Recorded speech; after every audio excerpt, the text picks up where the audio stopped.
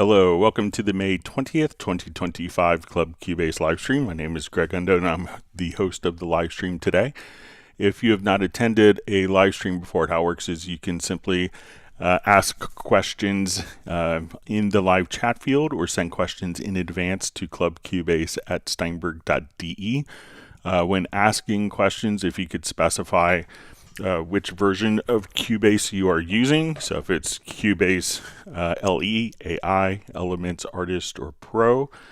If you could also indicate which version number, so if it's 12, 13, or 14, and also which operating system. That information is helpful in coming to solutions for different situations. We should have an index of all topics covered in today's live stream pinned to the top of the comments field several hours after the live stream ends. I apologize for the index being late for the last live stream.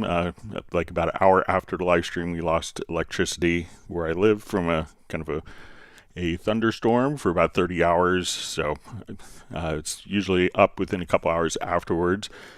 And if you wanted to search for topics that have been covered in previous live streams, you could go to cubaseindex.com. We want to thank Jan from Stockholm for creating that. We also want to give special thanks to Agent K and Jazz Dude, who serve as moderators. They're not Steinberg employees. They just want to make it a better community experience.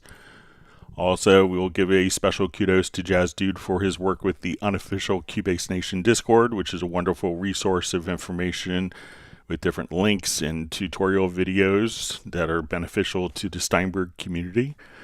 So once again, my name is Greg Undo. I work for Yamaha Corporation of America, and I primarily focus on Steinberg products. And I'm presenting from just outside in the United States, just outside of Washington, D.C. and Alexandria, Virginia. And if you're watching this live, please feel free to introduce yourself and tell us where you're from. And with that, we will go ahead and get started. All right, there's one question that was in the chat field a couple hours before the live stream starts on. Let me just pull up the question so I get it correct. All right, it says, is there a way to auto-quantize MIDI notes automatically as you record in Cubase 14? So when we go to our transport, we'll see this AQ right here. So I'm going to come over and let's just find all right, so say I just want to put it in move. All right, so I want to put in just like, let's say hi-hats, that, and I'm going to set my quantize value here to eighth notes. All right, so I'm going to enable the AQ, and AQ is auto-quantize. So if we now want to come over here, and I will put the click track on.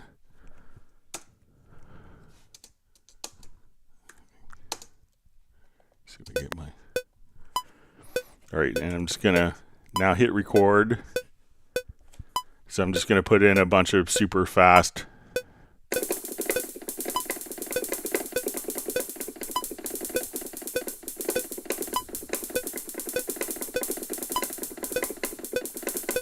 All right, so now let's go ahead and listen to those particular notes. And now as we do it,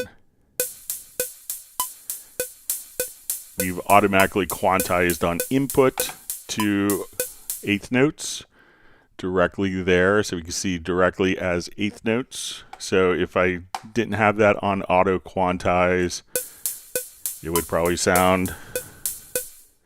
So I'll just put in, and let's put auto quantize on again. So this is quantize on input. So we can see that the first would be just kind of randomly played in where we disabled the auto quantize. And now when we turn off the auto quantize,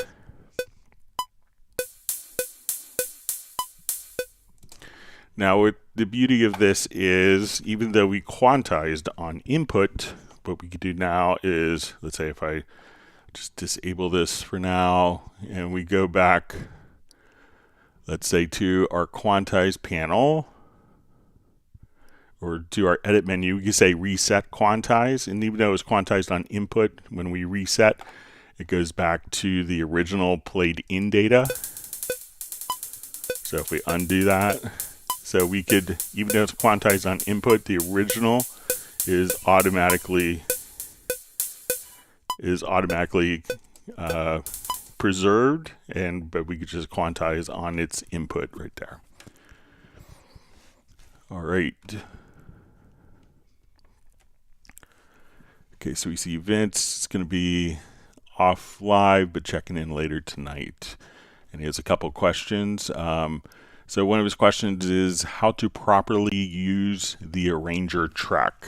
Okay, so the arranger track allows us to work with a project that is kind of a linear project, and we wanted it to perhaps work in kind of a non-linear manner. So let me just come over here. We'll open up a quick project. So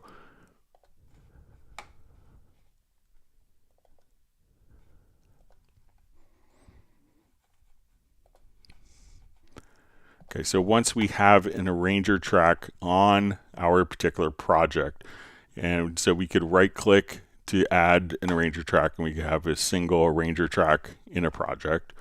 And what we could do is simply come over and say we want to define different parts. So we're going to grab our pencil tool, and we say, okay, this will be like a section of a song, maybe a guitar solo, and I want this to be, and we can have subsections within a subsection within a subsection. So we could define these different ranges of time. And now what we could do is we'll see all of our arranger events right here. So we'll say, okay, we'll create a new chain. So we'll say, okay, I want to go intro, and we'll say refrain 1, and we could now come over and just do different patterns like this. So instead of everything playing linearly, once we activate the arranger track, we can come over here, and instead of it playing kind of straight from left to right as we look at it, we could just have it kind of jump to different parts.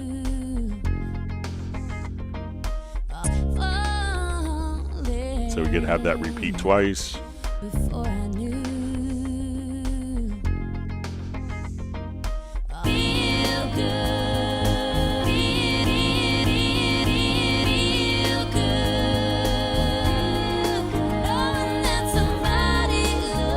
So instead of having to copy lots of different parts around, what we could do is have all the parts of our song kind of laid out, and we could create different arranger chains with these.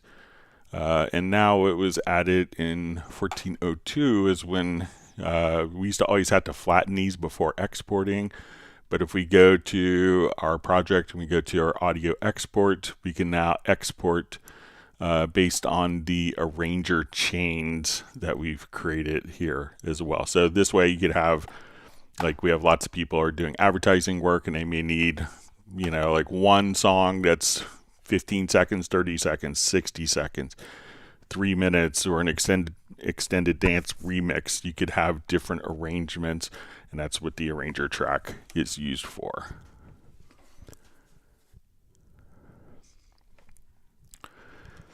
Okay, Flyvy's next question. How can I set the focus quick controls? I have quick controls set and never knew about quick controls. Can you explain them? All right, so the focus quick controls we can set in the, so we go to the MIDI remote.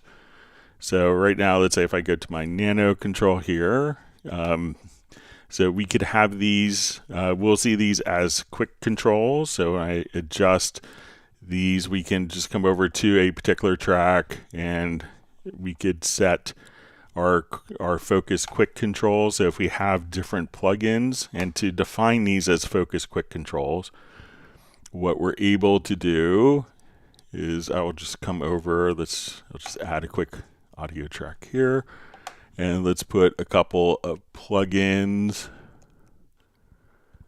So let's say I want my studio delay, I want this to do, let's say maybe an amp.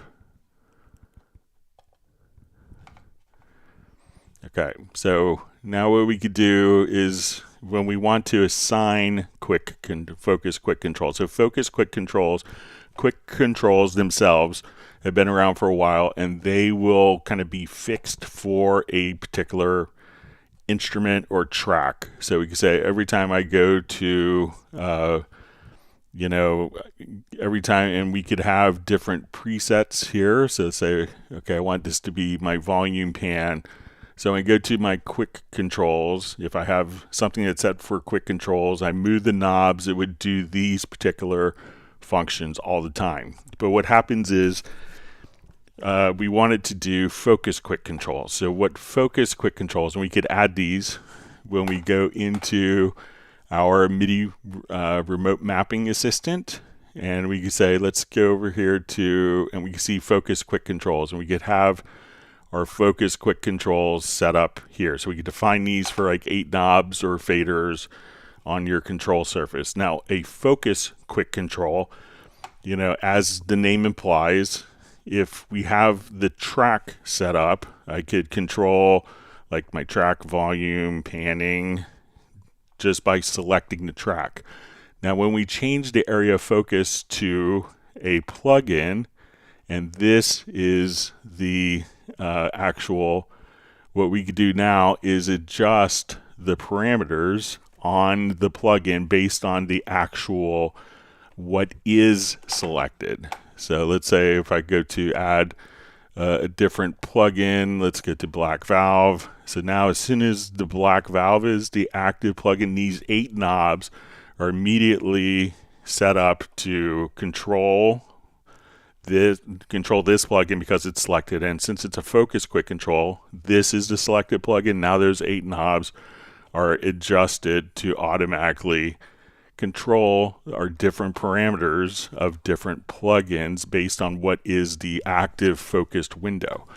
And we could set which plugin parameters are going to be for the 8 quick controls by clicking on the QC.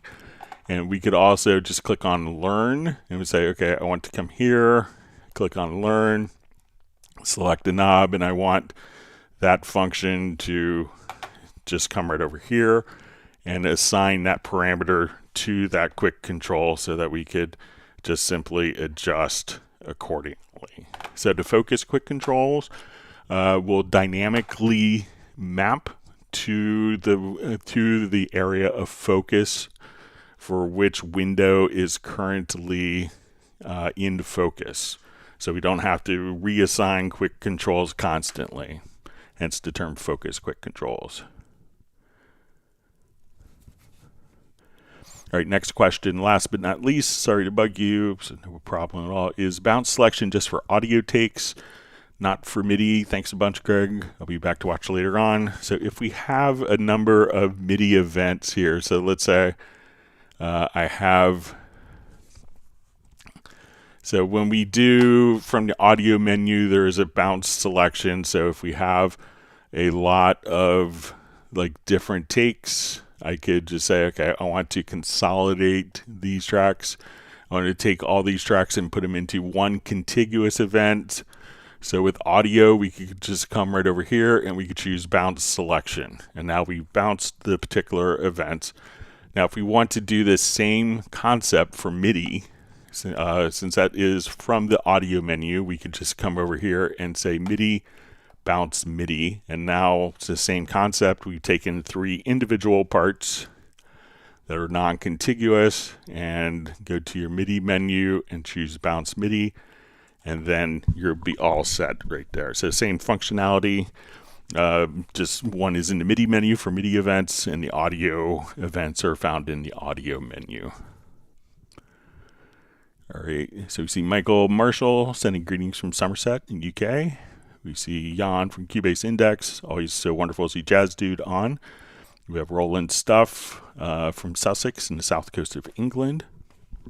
DJ FK sending hellos, saying hello from Germany. We have Benny checking in from Sweden.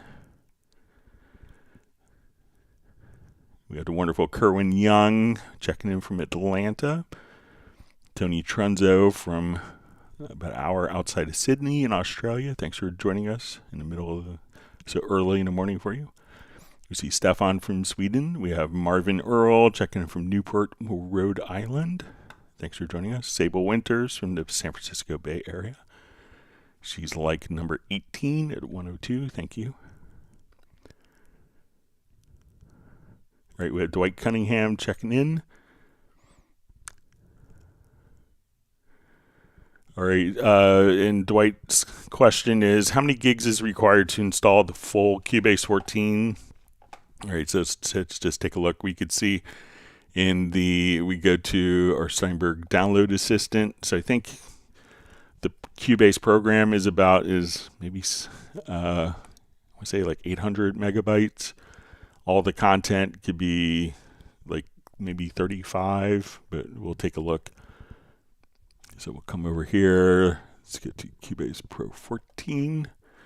So 974 megs for Cubase, and then you could see now all the content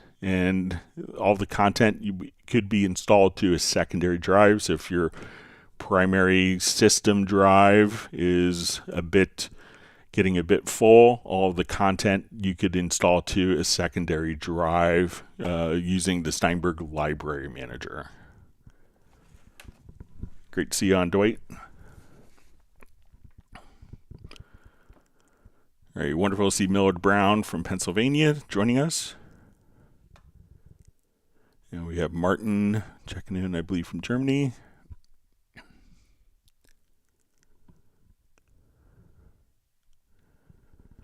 All right, Dallas LaRue just says, I have a song that Tempo Detect says has a varying tempo. I want to add a sample of a violin to that song. How to match the tempos. Okay, so let's say in this particular project, okay,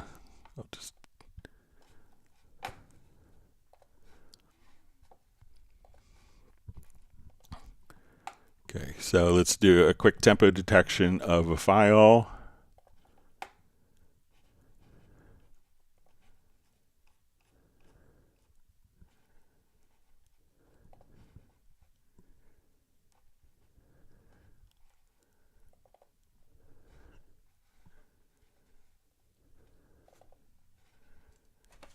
Okay, so let's say we'll just take this.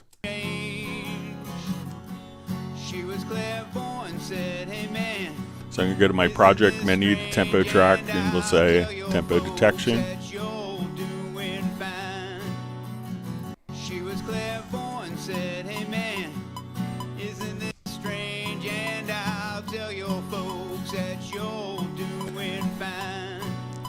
All right, so now if I want an audio sample to match the tempo of tempo detected audio, so I'll come over here, and let's say in this I want to add maybe percussion loop of some kind.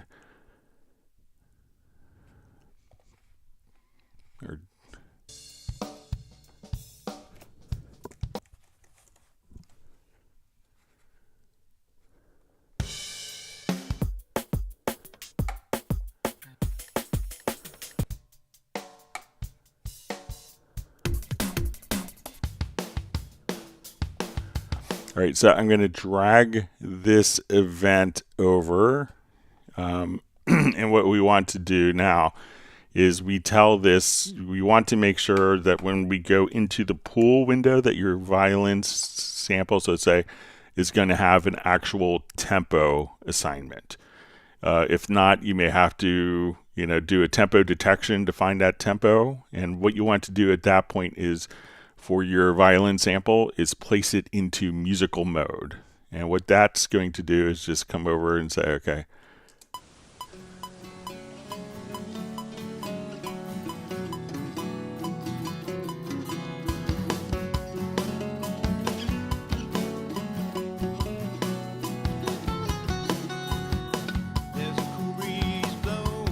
So now your audio file, this is in musical mode, and it's automatically going to play back in sync with the backing track for you. So that's kind of all you'd have to do is as you drop the audio file in, and you could do it from the pool or select the files and just place them into musical mode. So this is their original tempo, and we tell it to go into musical mode to match the tempo of the extracted tempo track. Then you can see it's automatically kind of stretching to fit in with the existing tempo. All right, we see Richard Carpenter just says thank you for the lesson, so you're welcome. Always glad to be able to help.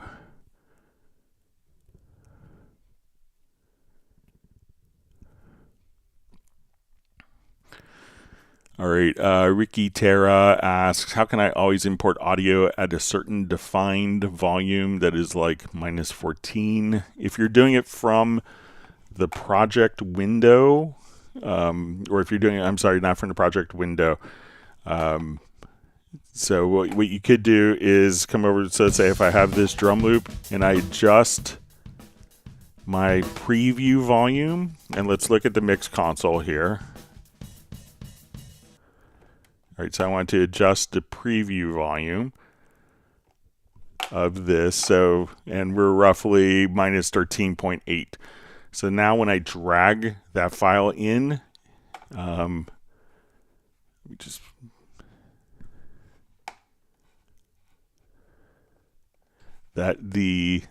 place this into, see if I have to place it into musical mode.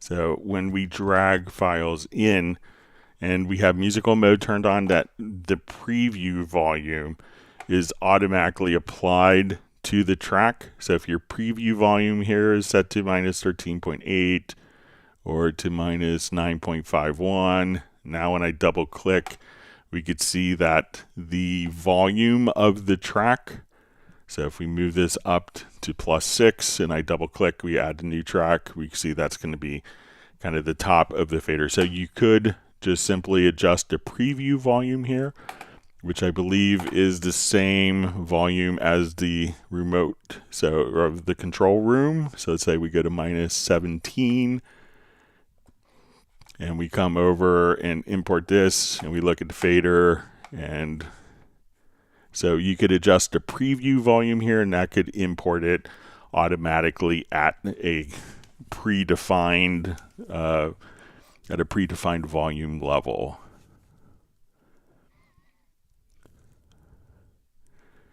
See, hey, we see from Bratman Studios says, hey Greg, safe from the storms and tornadoes. Yes, about an hour after the live stream on Friday, we had like a 15-minute storm kind of go through our area, knocked a bunch of trees over. We still have roads that are closed, but we lost power for about 30 hours. So it's good to have electricity back on late Saturday. All right, so we have the artist known as Love. It says, I hope everyone is doing great. Thank you for everything, Greg. He's already hit the like button. All right, so we see Soren just says, hi from Soren in Sweden. I'm home with fever and I have a difficult time, so hope you're feeling better. Sorry that you're not feeling well. Says, I hope you answer my VST Live questions, Greg. All right, so let's take a look at that. Clear my throat. All right, so let me open up VST Live and we'll open Soren's project.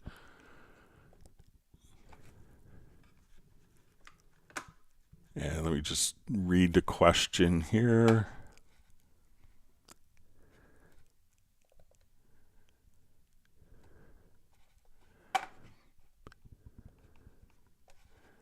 All right.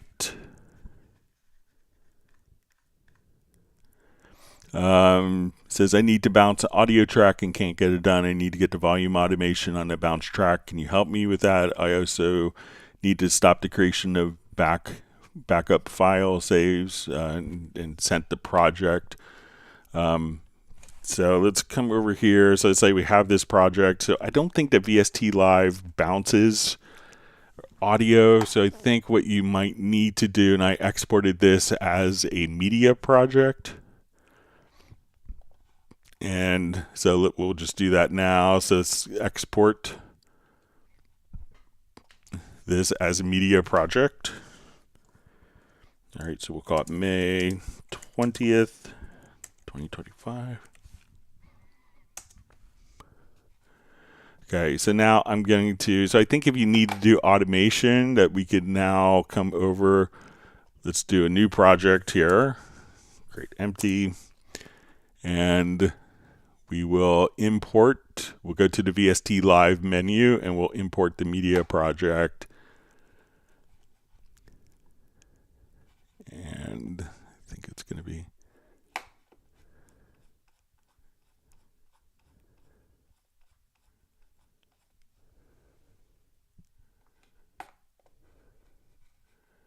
okay, so here's our media project. So I think that you may have to do kind of your automation in here or bounce this selection and then come over and export go to VST Live and export the project.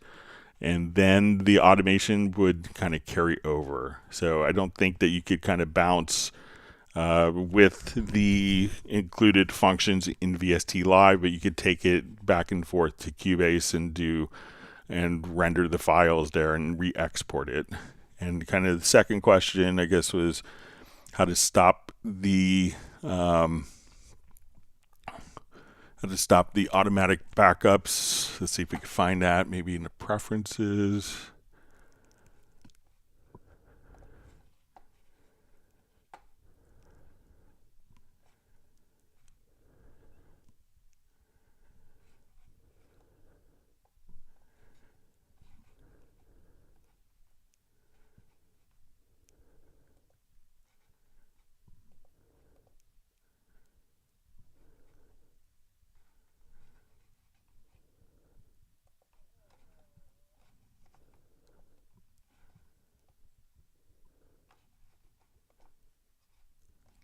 See, this seems like this will be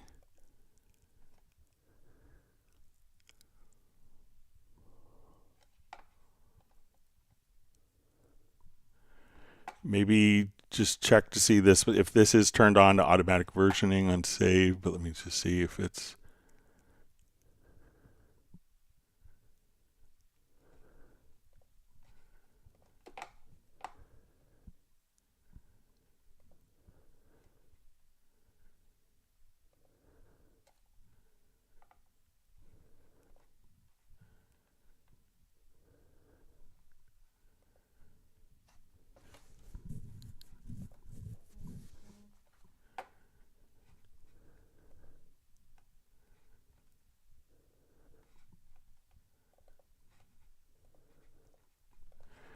yeah, so try to see if the automatic versioning on save, if you turn that off, and let me know if that does a trick for you, Soren.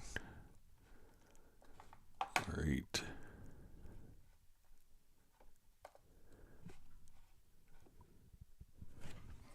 All right, let me jump back to our next question, and we hope you're feeling better, Soren. Sorry about that.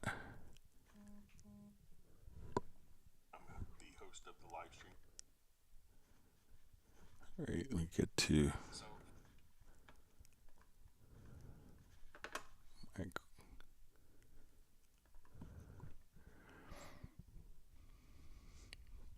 right, wonderful. I'll see Tim Weinheimer from Mission Viejo. All right, Albert Gibbs says, I'm Laverne Gibbs from Maxton, North Carolina, using Cubase 9 Pro. Thanks for joining us.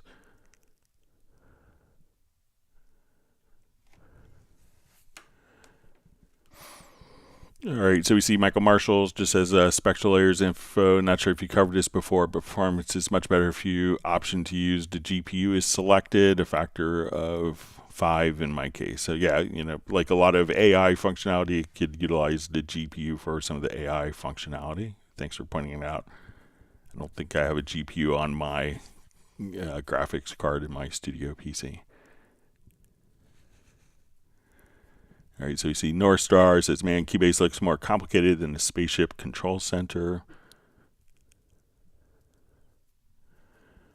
All right, Gareth just says, don't put us in an infinite subsection loop, Greg. We'll never get out.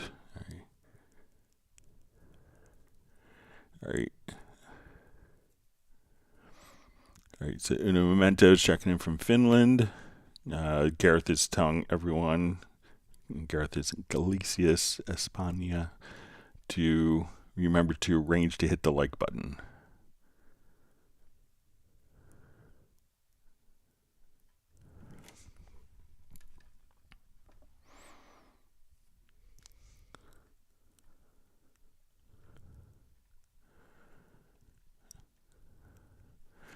Okay, Master Gumption says, thanks very much for your wonderful videos. I often wonder what the relationship between the chord track and the rest of the arrangement. Can you explain how best to use it? Okay, so let's say,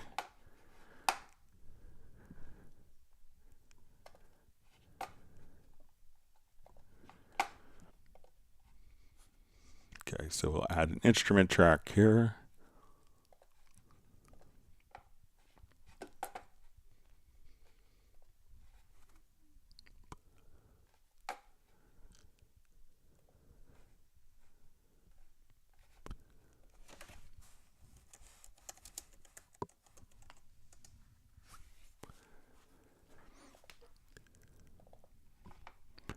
Okay, so I'm just going to draw in like one measure.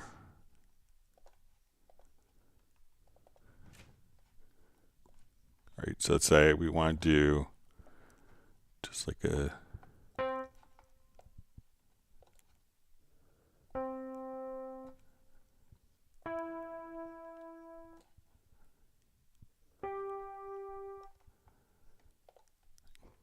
okay, so let's say I just have kind of just a C major chord. And we'll go ahead and just join these together. Okay, so I have 4 C major chords, and let's create a chord track. Okay.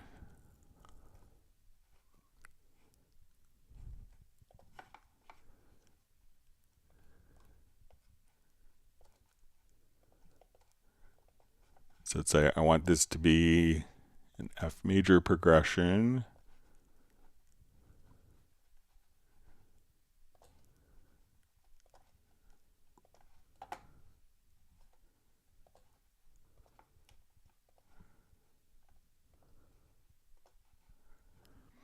Okay, so right now we see our chords.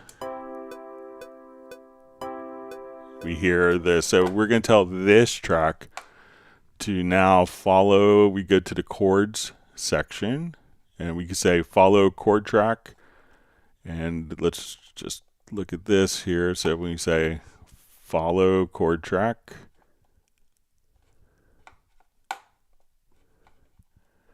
we're going to say let's follow the chords, and we choose chords and scales. So now we could say follow directly. Okay, so now we hit OK, and now as we do it, our chords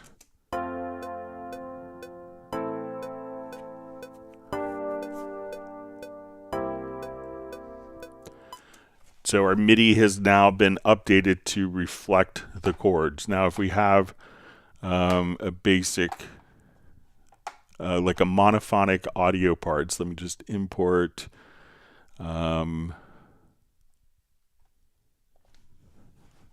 like just a quick bass line.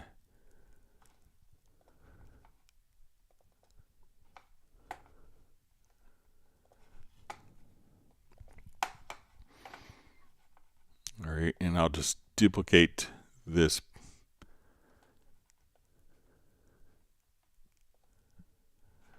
Okay, so now we can come over here and say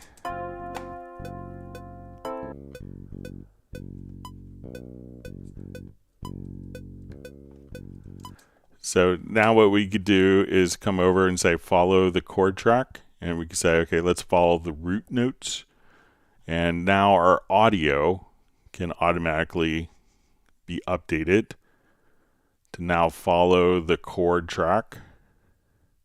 but it's not going to do like a piano or guitar that's playing chords, just kind of a single monophonic event. So now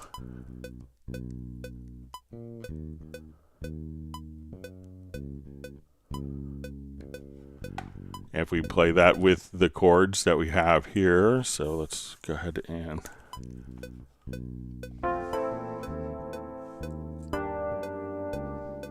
so at this point we could modify the like a bass line or a monophonic audio to automatically follow the chords as well.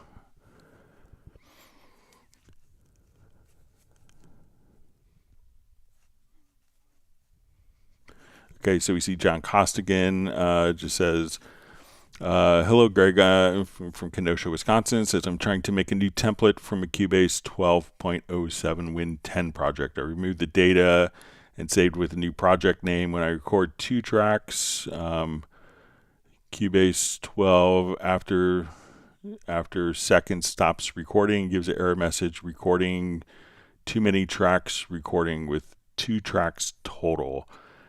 You know, just out of curiosity, when you get that message, you know, see what happens if you record, you know, if you get the same message if you're not using the template.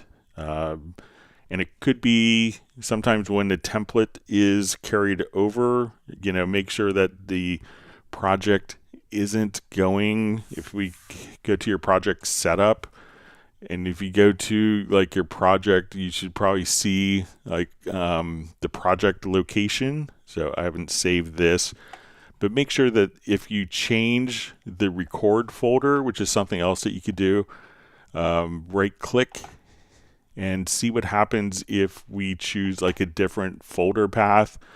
Or so when we right click here, you'll see set record folder. So try setting that to a different location. Also, make sure that the record folder isn't like something like OneDrive or iCloud. So sometimes if you're doing a cloud-based file storage system, that the cloud-based systems, you know, it may be trying to record directly to like OneDrive, Google Drive, or cloud, like a cloud-based type of environment, and you could get a message like along those lines. So give that a look, John, and let us know what you find.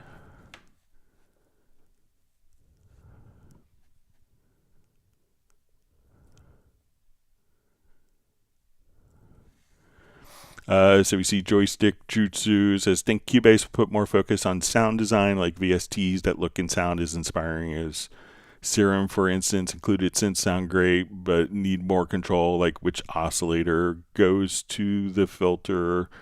So it's a, so we, you know, I think there's always, you know, the balance of trying to find something that's easy to use, that's also complex. We'll see what comes in the future with, you know, different Steinberg instruments, but, you know, there's a lot of stuff that you could do inside of Hallian along those lines as well, even though it doesn't come with Cubase, but you can still benefit from some of it using instruments created for Hallian that play back in Hallian Sonic.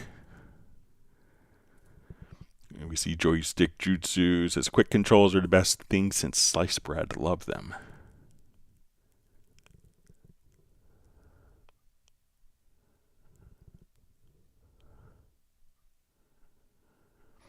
All right, so we see question, is it impossible to add plugins when processing in Cubase Artist? Let me just give it a try real quick. I'll exit out of Cubase and I'll start in Cubase Artist.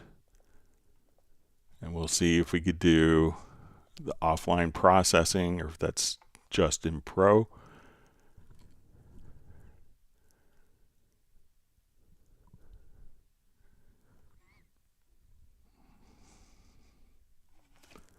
All right, so I'm going to hold down my Alt or Option key when starting Cubase. And then this will, if you have Cubase Pro license, you could start in other versions of Cubase.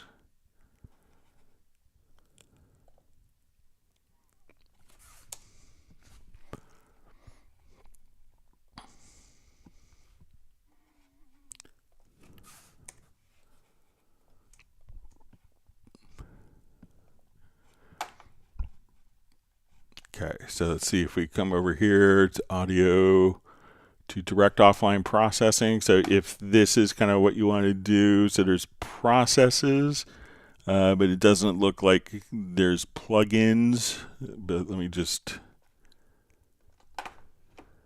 check, see if we go to audio. Yeah, so there's no plugin supported, doesn't look like. Let me just, yeah, so it looks like no plugins. It's going to be a Cubase Pro function. Sorry about that.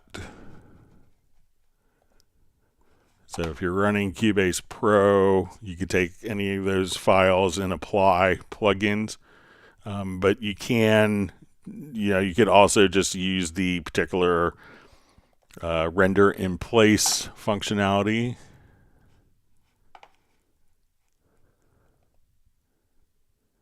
As well, and that would apply you could apply the plugins that way, but not as through the direct offline processing.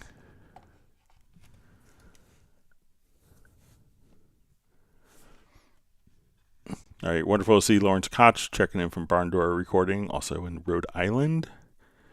All right, we have Antonio Io checking in from Norway. Thanks for joining us, being part. All right, always wonderful to see Michael Teams from Weatherford, Texas.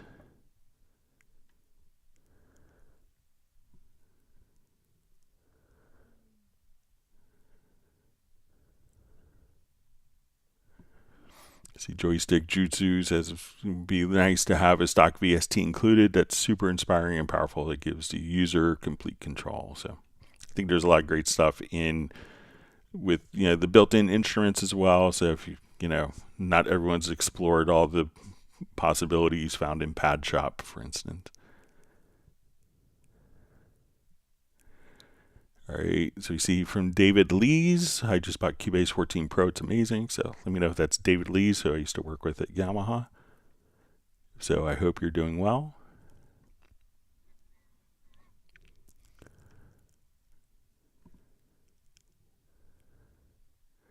All right, wonderful to see Charles K on.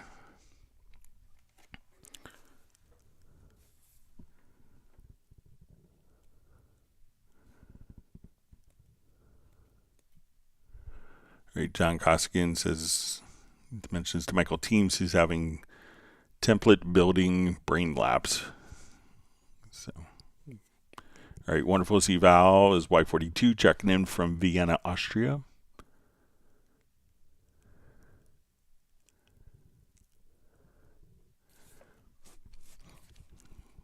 So we see from Val, just says, glad you're safe, Greg. Sounds dangerous. Yeah, unfortunately, 2 people were killed with trees falling on our cars within like a mile or 2 of our house. So one of my neighbors was a witness to one. So it was pretty awful. So I feel very fortunate that we had no damage to the house, just other than feeling like you're camping when you don't have power for over a day. All right, so we see Parabot 2 from Melbourne saying hi to all. We have Raw Justice Hip Hop saying he's checking in live from Capitol Heights, Maryland. Great to see you on.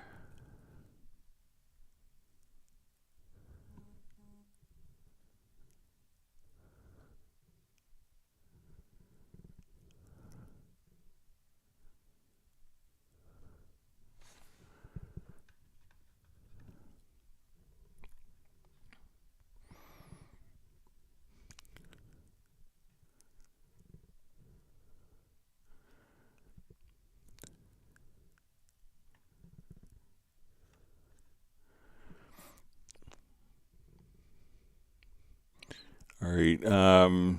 So we just see from Yash Desai says in discussions with Joystick Jutsu. So yes, some about VST instruments not having undos. So a lot of instruments themselves. So if, like for instance, the instrument itself, if we come over, let's say if we go to Howling and Sonic, I think may have it as well. So, or if we go to Howling, let me just load up quick.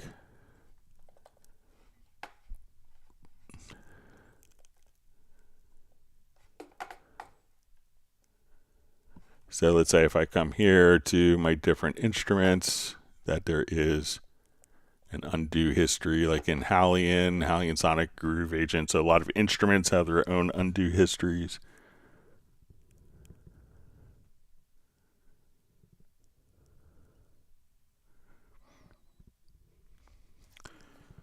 All right, so we see from Stephen Maxim, just says, looks dope. I'm stuck on Pro Tools from London. So, yep, you know, there's lots of people who have switched from Pro Tools to Cubase. So, and we also see Steven just says he bought Studio 4 Pro, never used it. Yeah, definitely give Cubase a try. I think you'll like it.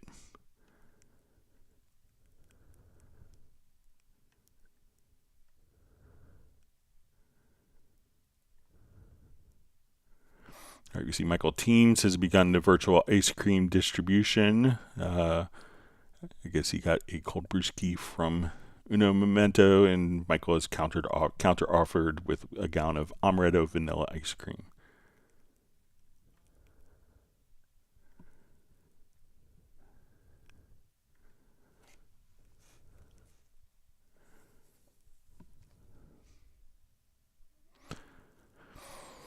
All right, Rob Schmedeke from Tarpon Springs, Florida says, hi Greg, I need to cut/splice a word from a vocal track. However, the singer was singing at a fast tempo. Is there a way to edit an exact word out of a vocal line? Thanks for your continued hangouts. All right, so let's say if we have,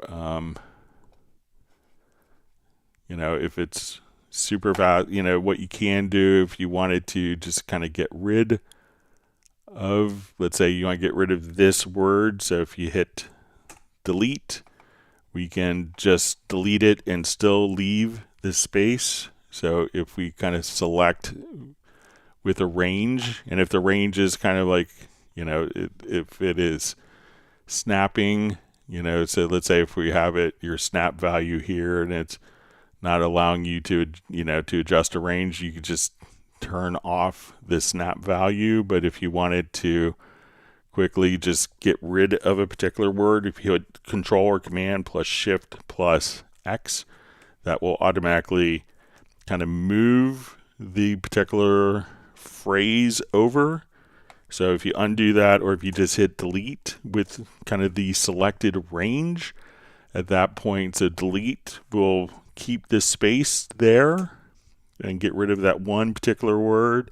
Or with the range selected, hold Control or Command plus Shift plus X, and then that will move the contents over to the left, filling the gap. So if we were to look at, you will see like the right, when I delete this right area will kind of move over to the left. So, and that's just a Control or Command plus Shift plus X.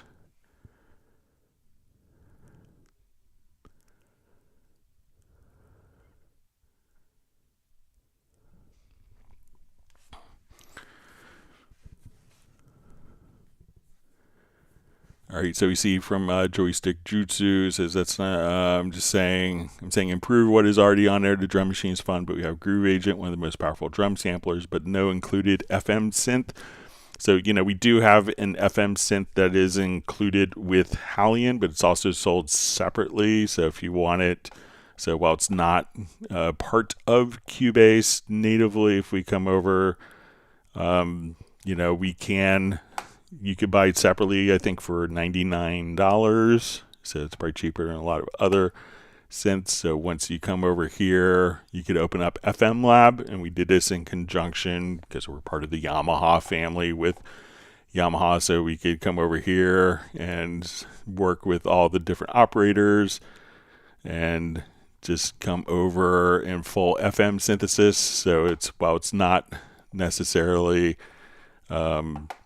included, you could do a lot of like pretty incredible sound design functionality using FM Lab. So if you get a chance to check out the demo, this also is part of, if you buy Hallian, It's one of the instruments that comes with Hallion, but you could also buy it separately if you're looking for an FM synth.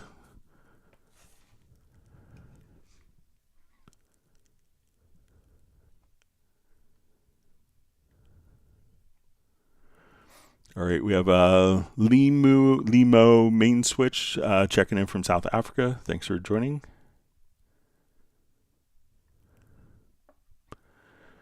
All right, BB23 King asks, hello Greg, I have 3 stems, 1 drums, 1 vocal, 1 synth. The song has many tempo changes and they record it with tempo changes. When I import the stems, I don't get the tempo they record. I get 120.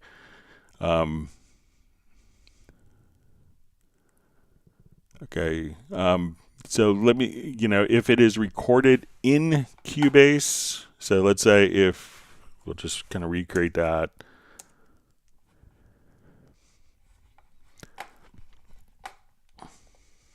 All right, so let's say, let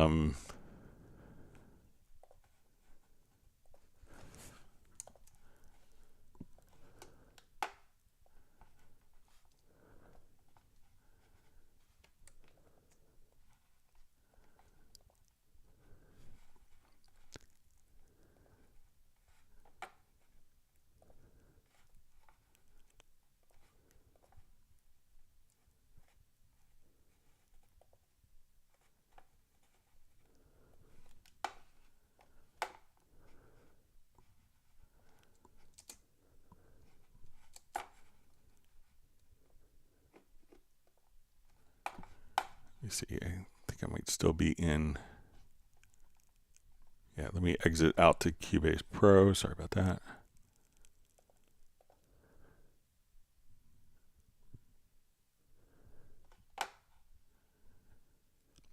So we could show this.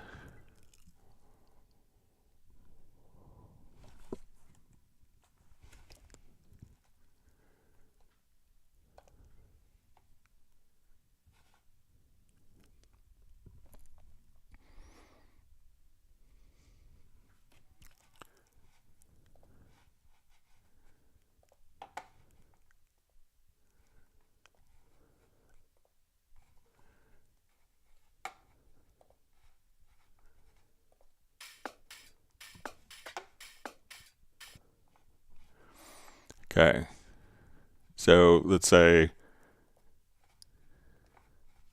I feel the way day after day after.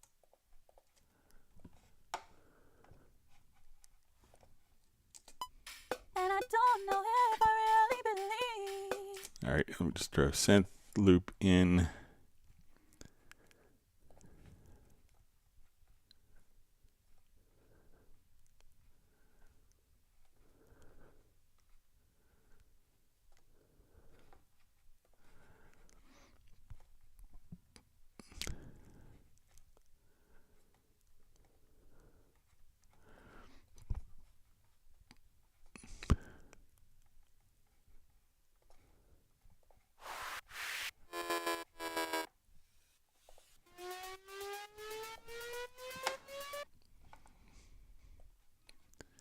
All right, so let's say we have this going on. So, if the, let me know, BB23 King, if the file was recorded in Cubase or if it's recorded somewhere else. But if there are tempo changes, so let's say you may not see that when you import the audio files, a lot of times many programs will just apply a static tempo to the particular files. So let's say I come over here.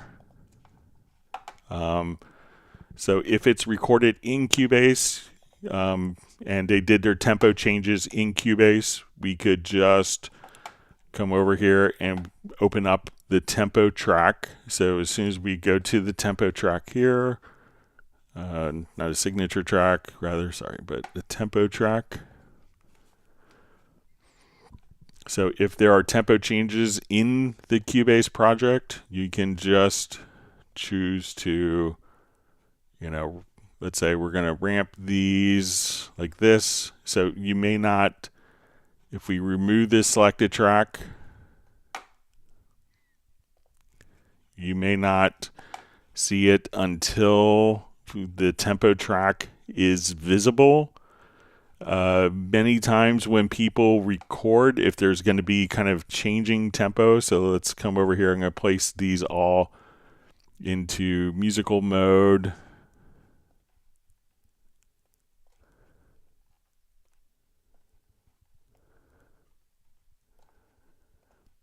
Okay, so if all of these particular events are in musical mode, we can see that now the tempo is going to. And I don't know if I really believe it's in where I am and when we met. Your chest is where I choose to spend another 1,000 nights. So we can see that we're going to have our tempo changes here. So So it's going to slow down, then speed up.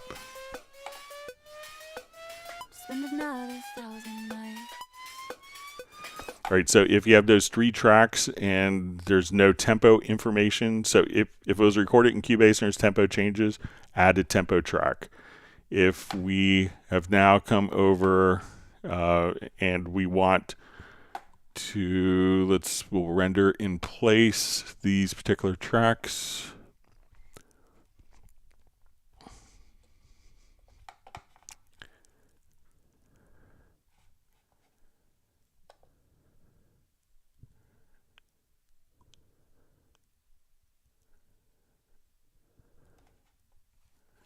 Okay, if I don't have them selected, that would be.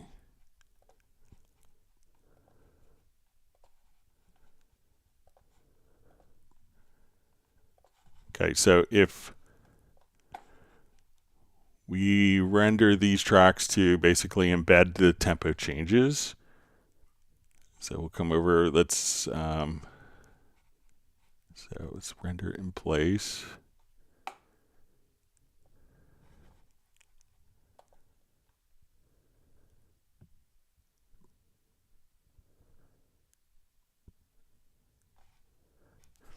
Okay, so at that point, what you might have to do, if you don't have the original tempo changes, is just to, like what we did earlier, is go to the project menu, to tempo detection.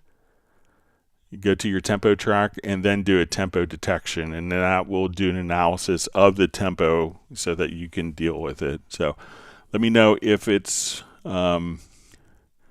so if they recorded it with tempo changes, you import stems, you don't get the tempo they recorded. So, if they're placed into musical mode, also check to make sure if they're, if you recorded it in Cubase without any tempo map, and then it's all of a sudden everything's playing back at 120, just select the events and take them out of musical mode. Then they will play back at their original tempos and not conform to a tempo track that defaults to 120 beats a minute. All right, wonderful to see Brian Sawyer from Yuma, Arizona, formerly of North Carolina. Hope you're well and your studio construction is going as expected. And Michael Teams has granted 1 gallon of Neapolitan ice cream.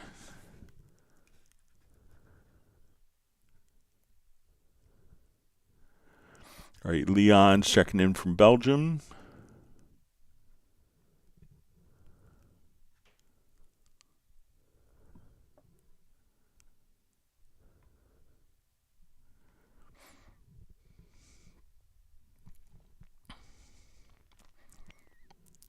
All right, my Chatfield jumped. Let me find.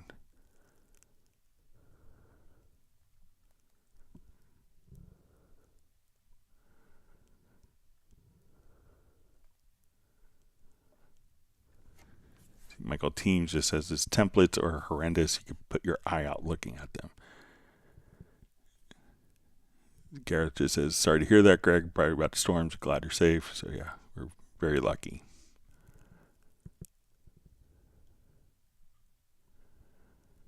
All right, so we have Randy from Radar the Band sending howdy from Dallas Fort Worth.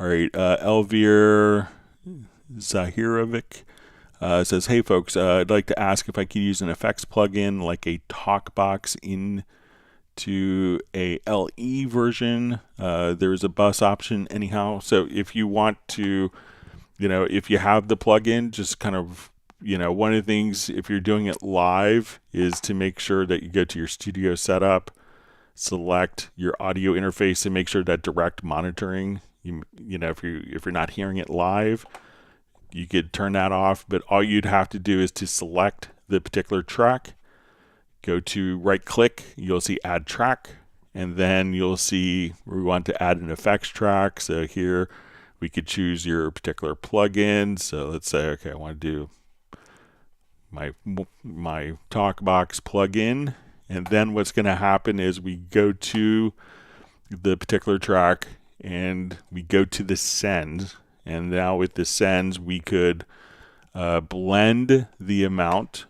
So this is sending it to the effects channel track. And so we could go from being very dry to adding a lot and blending in the effect. If we wanted to function to open the talkbox as an insert, which may make sense also, you could now just come over here and put the talkbox as an insert. The insert, most of them will have kind of a wet dry mix, but this could be serial in nature so that all the inserts will kind of feed into the next insert, whereas the sends could be parallel. So that's how you could do like a talkbox type of plugin. And that would work the same in LE or Cubase Pro.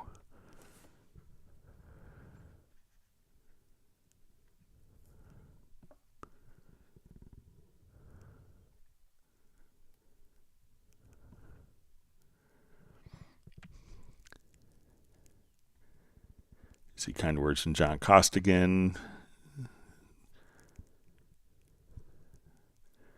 Just relieve that my family and I are safe. So yes, we are too. All right, so we have Agustin Padilla sending greetings from Toledo, Spain. So I got to go there a couple times when I was younger.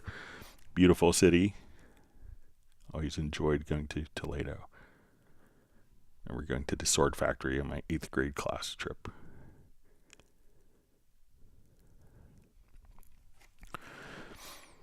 All right, so we see from Michael Team says, Greg, thanks for these great hangouts. I constantly learn something new every time. 1 gallon of strawberry swirl ice cream for you and the family. Glad the storms are not too bad. Thank you so much, and thanks for the kind words, Michael. It means a lot.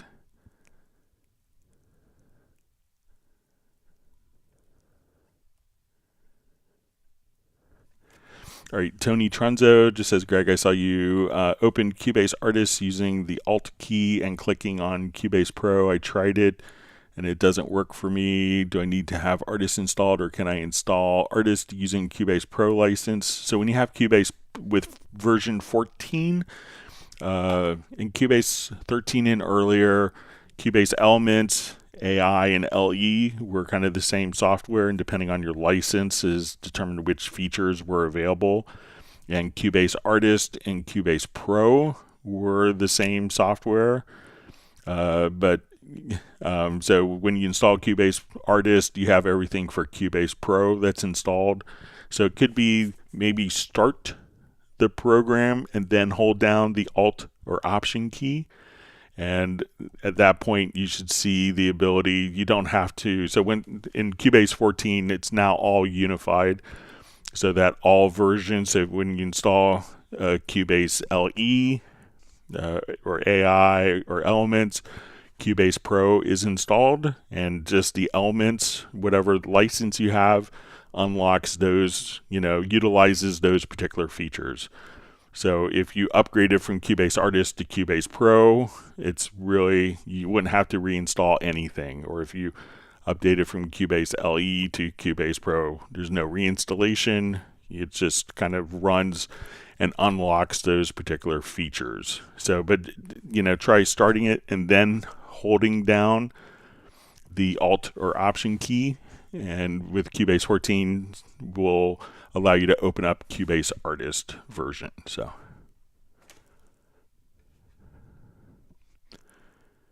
All right, so we see Mark Rabin on. Everyone give a big woof to Mark Rabin's dog Stella. Mark's from Montana. All right, Captain Zero is just asking what's up.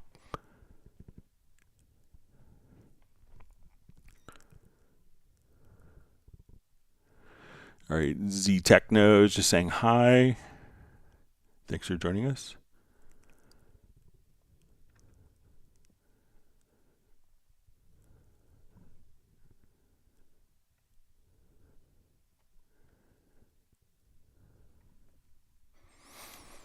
All right, Charles K asks, I recorded my band rehearsal, which was a couple hours of recording at home. I split the songs into separate tracks and renamed them. Is there a way to export audio for each track separately and keep the track names? Okay. So let's just...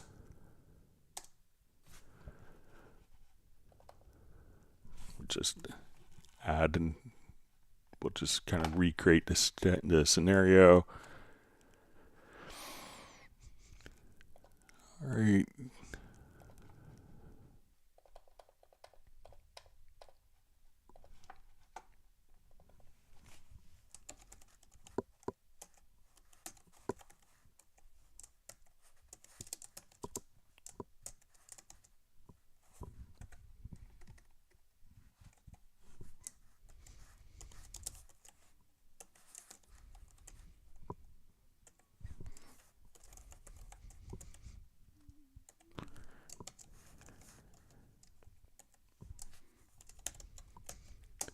Okay, so let's say this is our band rehearsal here, and I'm going to move these to new folder. All right, so now I want to record, so let's say we're recording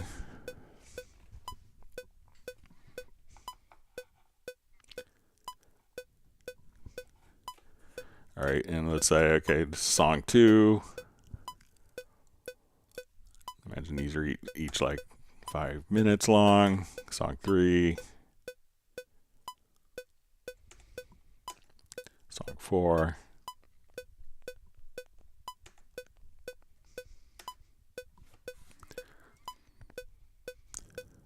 Okay, so let's say this is our set.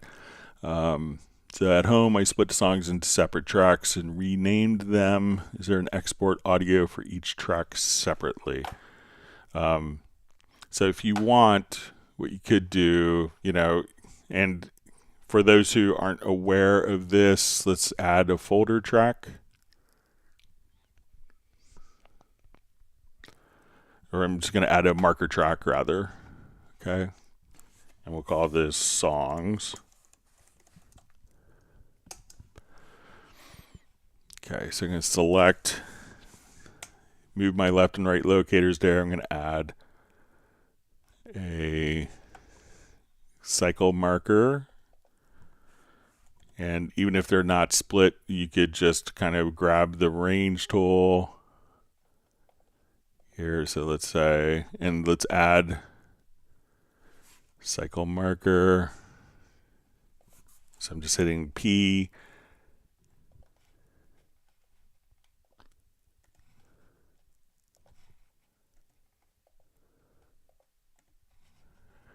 Okay, so now we have like different cycle markers.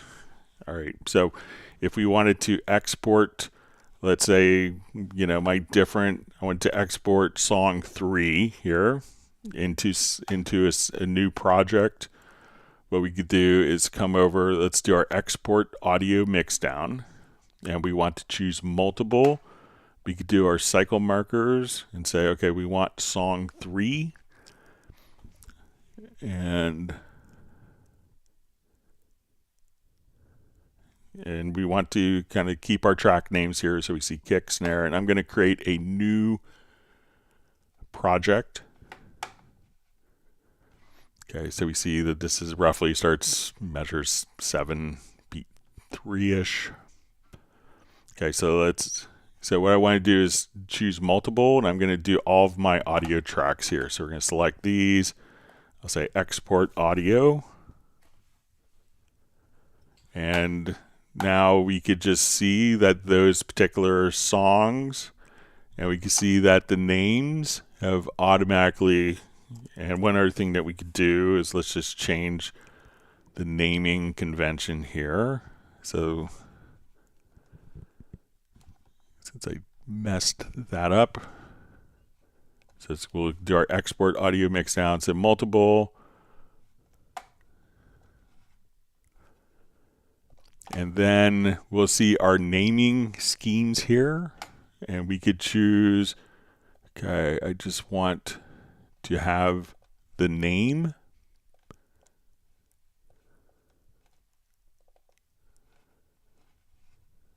Okay, so now let's create a new project. So we're going to do cycle marker 3. So we'll see that this is going to be cycle marker 3, even though my left and right locators are set elsewhere. So we'll say export audio now.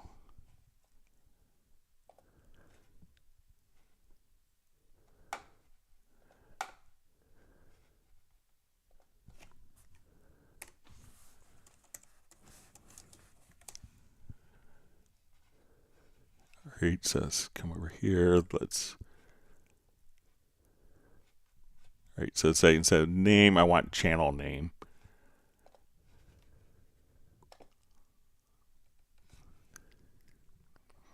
And now we can see that we have like the stereo out, the kick, snare, overhead, left, right, bass, guitar, keys, vocal, and all the names. So once we do that, so go to your export audio mixdown, and we could do like multiple ones independently as well. So if this was all one contiguous, one long recording, we could set the in and out points with the cycle marker.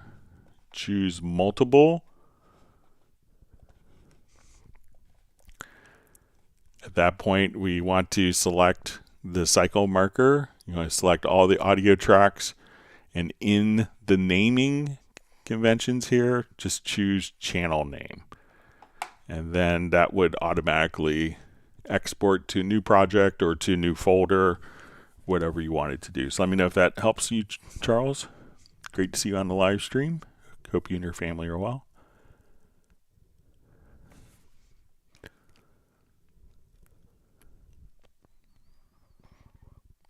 All right, so I think Michael Team's got Mia saying hello to Mark and Stella.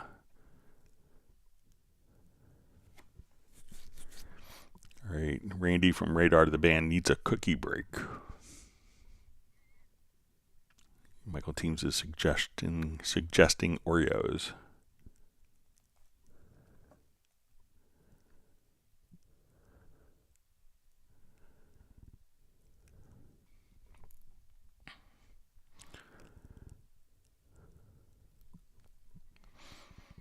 All right, Nazar Hadidian asks, hello Greg, thanks in advance. Question, is there a track presets options for group channels? I'm on Nuendo 14, so I believe so. Let's just make sure. So let's say I want to send all these tracks to a group, and we'll call this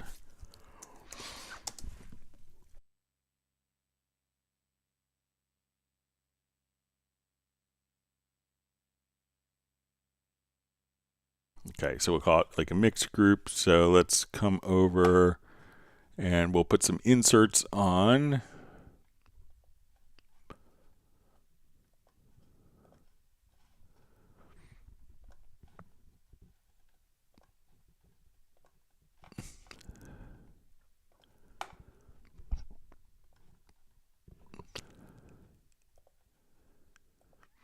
Okay, so now I want to save a track preset of this. So let's right click and save track preset.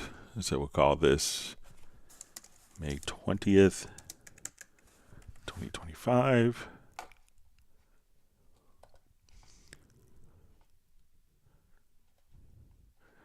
All right, so I'm going to add another group channel.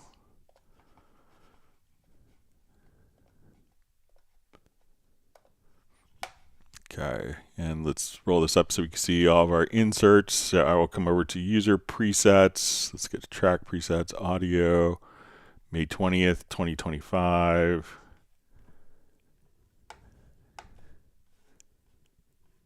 And then we could just drag that to our group channel, and then we can see all the processing is carried over. You could also just kind of come over here, load the track preset.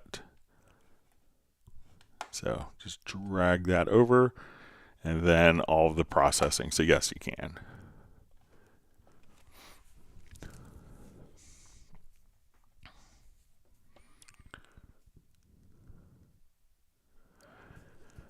All right, learn with Steven, says Greg, Cubase 14 on PC. I used an orchestration template in Cubase. I recorded some tracks, both MIDI and audio. To hear MIDI on playback, joystick needs to be all the way forward now.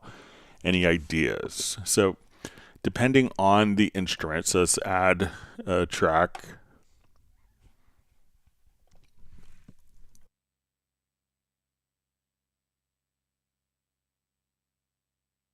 Okay, so we'll add one from Iconic Sketch.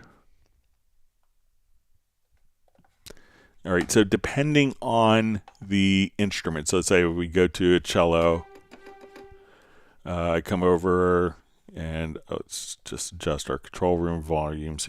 All right, so now particular patches may respond to velocities for dynamics. And if we're doing pizzicato,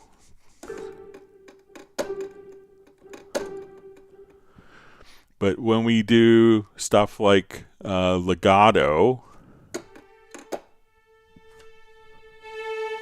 so depending on the patch in the instrument, because when we're doing legato and when we try to emulate kind of the phrasing that like a violinist or a woodwind player does, unlike a piano where, you know, your violin and woodwind and brass instruments can change dynamics after the note is played. So, you know, like the running joke is, you know, have a piano player play a whole note and do a crescendo. So depending on the patch, you may have to just send more. If we look at the modulation wheel, the modulation is going to be controlling the dynamics. So if we're doing kind of a, you know, a chord kind of like this, so let's say we're doing a chord,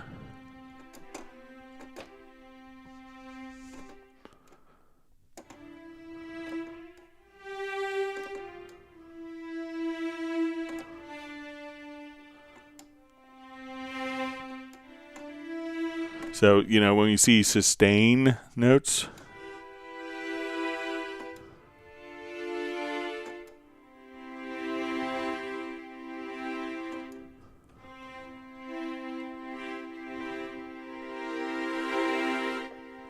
so you may start off with your dynamics. So depending on if it's like a sustain or, you know, or legato patch, you may have to just simply move the modulation wheel up to here, because that's what's determining the dynamics of the instrument, as opposed to like notes that, you know, like your spiccato and staccato, pizzicato notes that are going to be determined by velocity. So if you don't hear it, just realize that the dynamics of that particular sample set that you're using will respond to probably MIDI CC1. So if you just put it on a spiccato patch, that's going to respond to the velocity, so hit it harder than soft.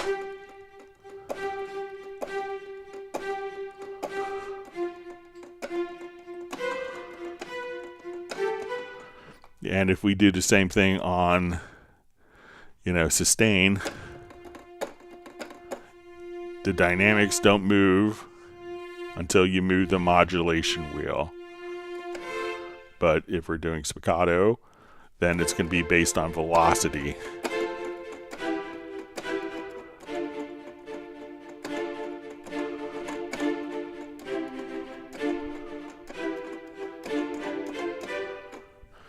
So it really depends on which voice that you're actually using for that. So it's kind of normal behavior. It's pretty typical with most string libraries, most orchestral libraries.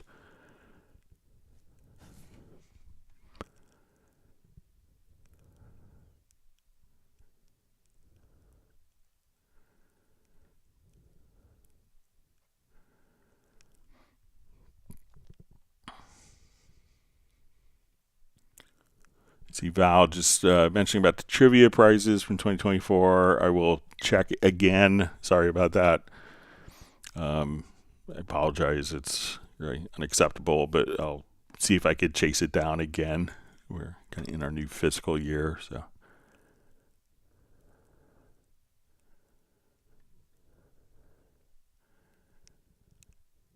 All right, wonderful to see Pastoral Apologetics from Southeast Texas. Thanks for joining.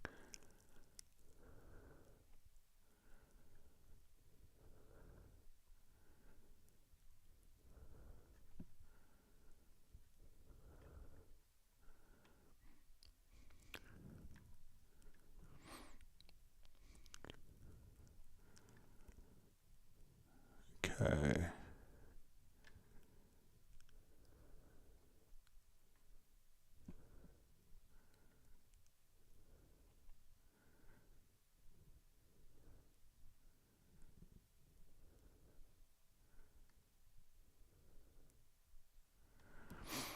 All right, so we see clarification from BB23 King. Says some was recorded in Cubase, some with other DAW. How to get original tempo on the stems. So, you know, if it's done in another DAW, you might have to just simply take the stems and do a tempo detection on them. So that could be something along the lines, you know, let's see if we have.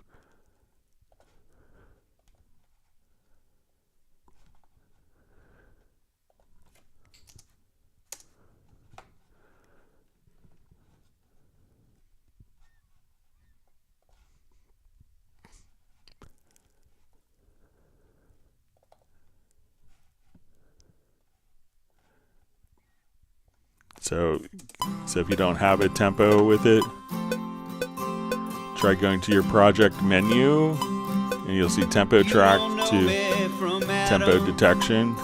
Watch me die. Didn't do what they say I did, but tonight my soul will fly.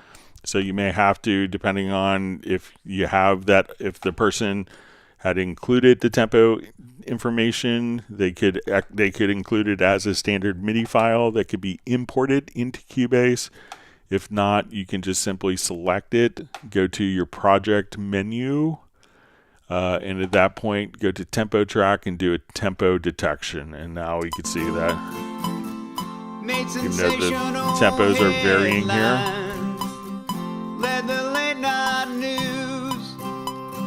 that you could have the tempo extracted from the audio file.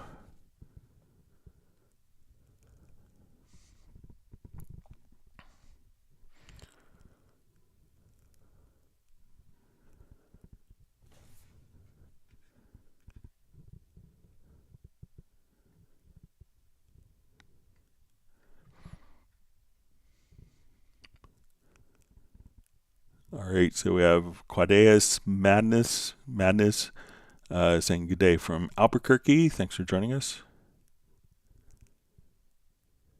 You see Anthony Clark on.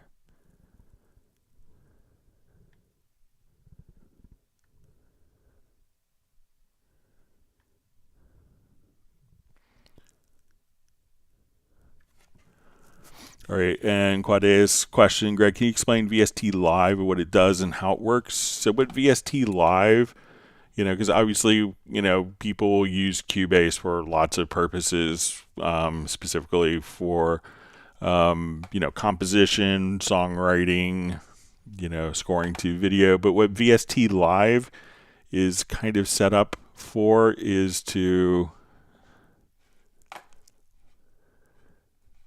I'll just, I have a VST Live. Okay.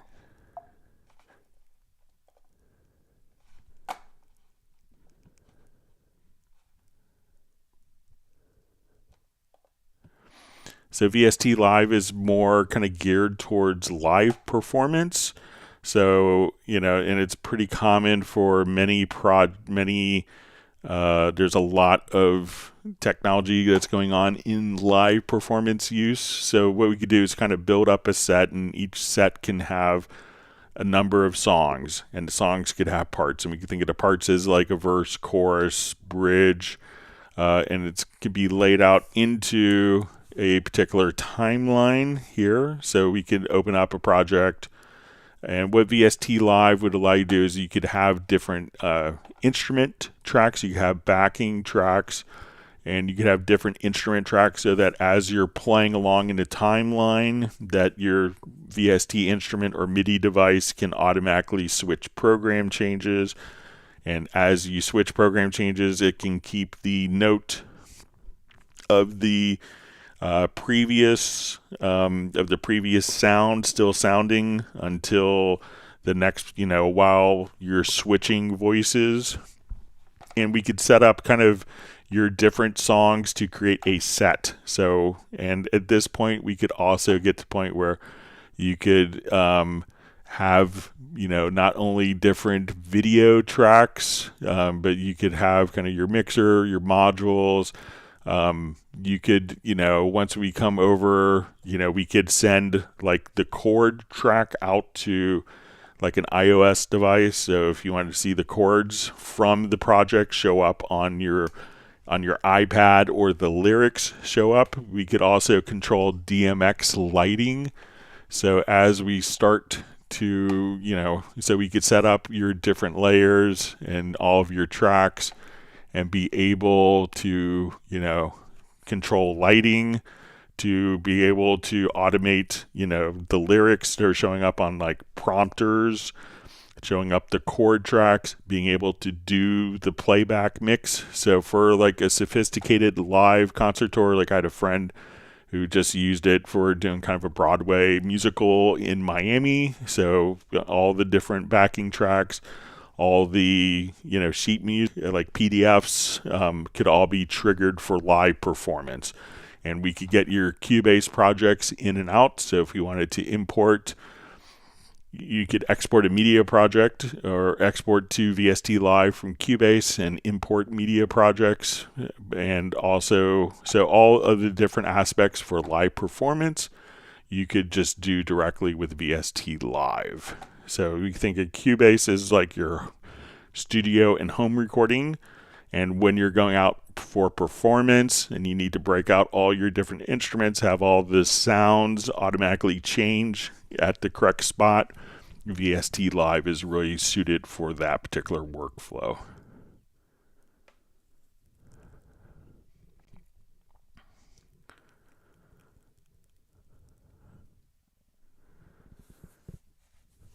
So Gareth just says he doesn't know what's happening in Virginia: hurricanes, floods, earthquakes. So we just had kind of just like a 15-minute storm with like very strong winds with lots of trees blown over. So Gareth is going out to buy eggs. All right. So we see a question from Michael Teams, who asks, still having problems starting a new project and getting all the files in the correct folder. When you start a new project, it seems you start in a different place than I. One more time, sir. Certainly. All right, so we're going to start our project here. We're going to say, let's get to File, New Project. Now, with something that's critical is right here in the hub. So we say we're going to prompt for the project location. Now, a lot of times it's easy to come over here and hit the Enter key. So say, okay, we're going to create empty. And then here at this stage, we could say we want to set a new folder. And every time we do a new project, I always recommend putting each project into a new and unique folder, so that when we come right over here, we could see that we're going to have the project and it's going to be in a unique folder. So if I'm here, you may say, okay, I want to put this in my projects folder.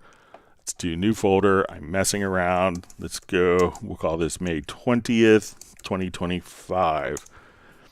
So now when I open this folder, all of my audio files that I record will go into an audio. When I record audio, it's going to create an audio subfolder in that folder that I defined. So we come over here, we'll say, let's go to our audio track. We'll call this Teams. We'll hit record. Okay, so now I've recorded this. I'm going to, at this point, save the project. And when I go to save the project, it's automatically putting me into that particular folder. And we'll say, okay, we're going to call this Teams.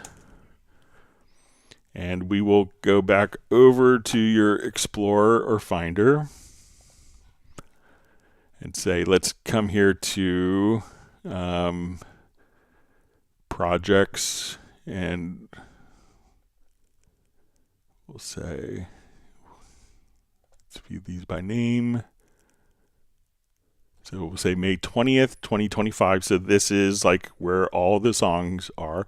In the audio folder, we'll have our Teams, and then we have the Teams CPR. So when you do this, it could be easy to, when you're doing a new project, so prompt for a new location, but make sure that when you're at this stage, the next window, that you choose a new folder. Otherwise, it could go into the same folder that you was chosen previously. And then it may just, you may have lots of projects all residing in one folder, which is not a good thing to have. So this stage, make sure that you choose a new folder so that every project has a unique, distinct, separate folder. And then I think once you do that, you'll be in good shape, Michael.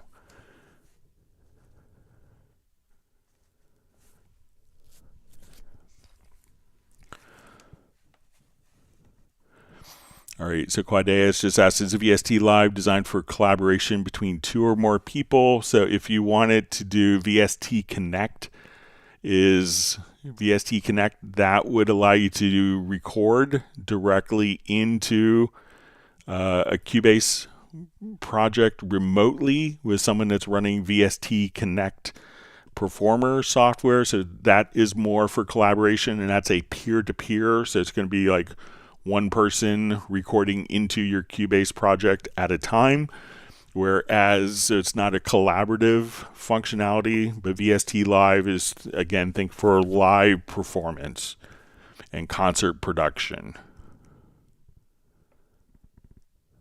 All right, Mark Rabin is saying big woof. Everyone give a big woof to Stella, Mark's dog.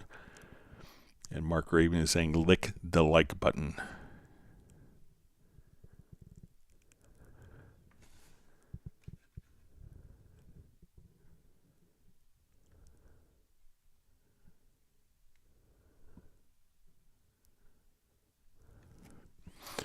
All right, Val asks, can we do a key command to move selected clips to a duplicated track like with all the plugins, and have the same key command just make the empty duplicated track if no event is selected, maybe with a macro? All right, so let's say if I come here, I have this event. Let me just drop some plug.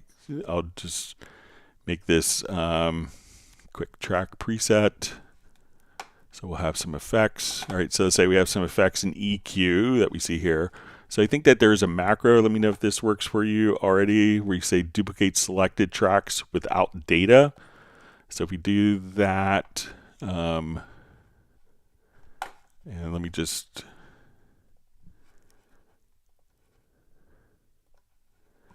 so try just, let me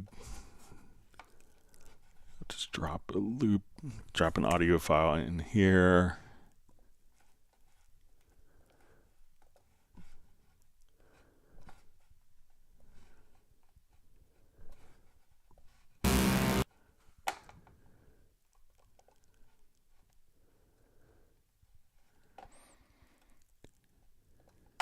All right, so let's try that macro one more time. So macro, duplicate tracks, selected tracks. Maybe I didn't have it selected.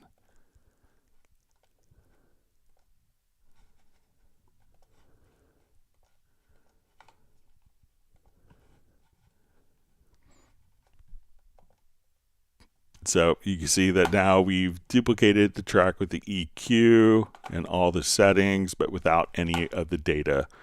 So you could assign a keyboard shortcut to, that's one of the included macros. So let me know if that would do what you want, Val.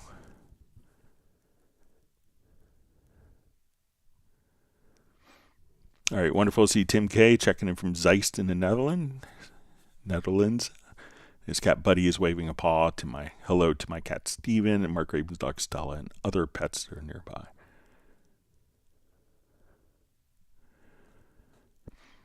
See, Michael Teams just says 3 spool up south and west of us on Sunday, but did not get close to where he was.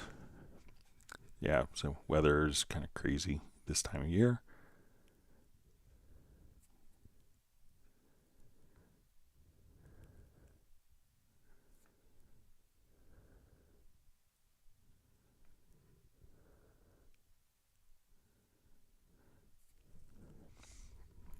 All right, so just see a comment from DJFK just saying, why not 64-bit? So let me know if that's in relation to something I was showing, just so I could have some context with that.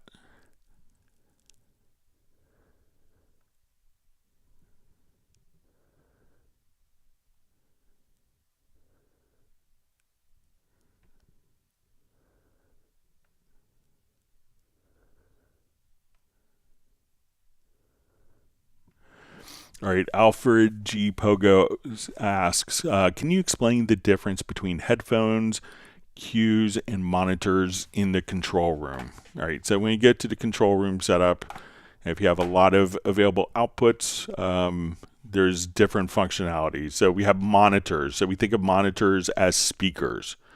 So when we look at our control room, we could switch, like in my studio, let's say I have Yamaha HS7s, I have Event 2020 bass, I have NHT 5.1, and I could just switch between my different monitors, and that outputs the signal directly to the speakers. That allows us to switch to speakers. So that's what monitor does. Now our headphones, and it seems a little confusing terminology, but we could also have a separate output for phones. So when we're looking at our headphones, we could have a separate volume, because a lot of times an assistant who's doing editing may have headphones on, and perhaps they're doing vocal tuning, and I've seen this a lot in Nashville, where the assistant engineer is doing vocal tuning, and the vocal tuning is actually not heard by the client. So let's say the client is in the room in the session, but they don't want the vocal edits to be heard by a particular client. Then you could have a separate headphone mix, and this is meant to be headphones in the control room. So if we were doing perhaps immersive projects where we're doing kind of spherical immersive audio, and we don't have 7.14, so we don't have 12 speakers mounted, we would use the headphones to monitor binaurally through, use the headphone area to monitor the immersive mix binaurally through headphones. So since we can't really do that in an immersive environment in mixers, we have a separate phones channel. Now the cues are set up, and we could think of the cue mixes as being kind of set up for headphone mixes for talent or musicians. So this would allow us to have a separate mix for the drummer, for the guitarist, for the bassist, for the vocalist. So if you're in a scenario where the drummer's like, oh, I want to hear more of me in the headphones when I'm recording, and I want to hear the bass, and the bass player's like, I don't need to hear the guitar as loud. I want to lock into the kick drum, so I want to hear the drums, and I want the I want to hear the kick drum louder. So the cues allow you to have kind of alternate headphone mixes or cue mixes for the musicians. The headphones is going to be for immersive and having headphones in the control room, and the monitors will allow us to switch between different speakers for monitoring and playback. So let me know if that's helpful.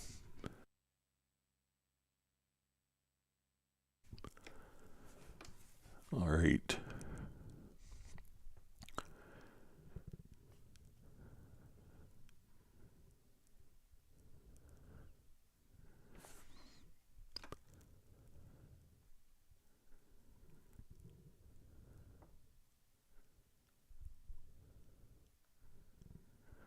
All right, so we see from Charles K. says, thanks, Greg, much appreciated. That's great.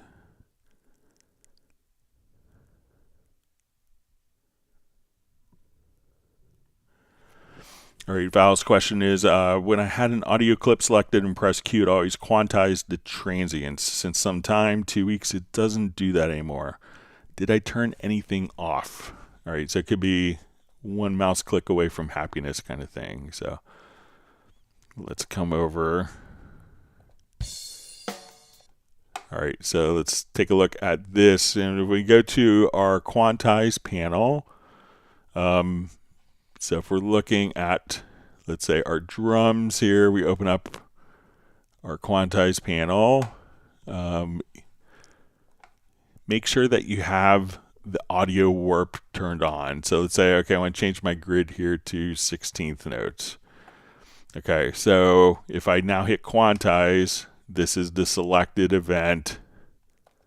Nothing changes. But if the audio warp is turned on, now when we do it, you can see the slight changes there in the audio file. So let's say, okay, now I want to do more swing to this. We'll just do kind of an extreme amount so we can see it visually. So now when I hit Quantize, we can see the different elements move. But if the audio warp is turned off, then nothing happens. So probably open up your Quantize panel, and you can do this from your edit menu to do Quantize panel, or just click right here on the timeline and make sure that the audio warp has a white background. I think that will fix it for you, Val.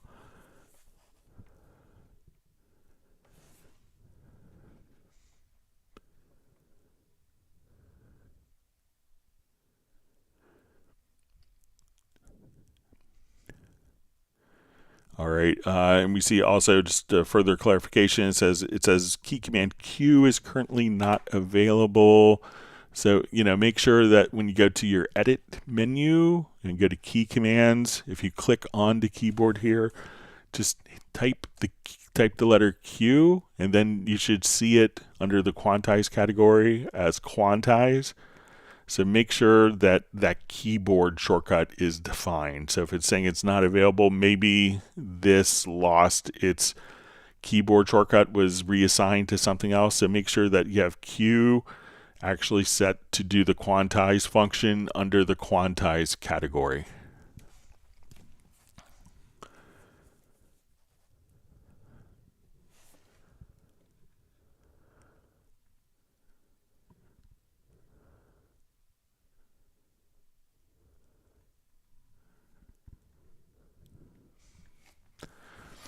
All right, John Raham says adding nodes to the tempo track is very difficult to be on a grid. Snap seems to not have any effect, especially vertically.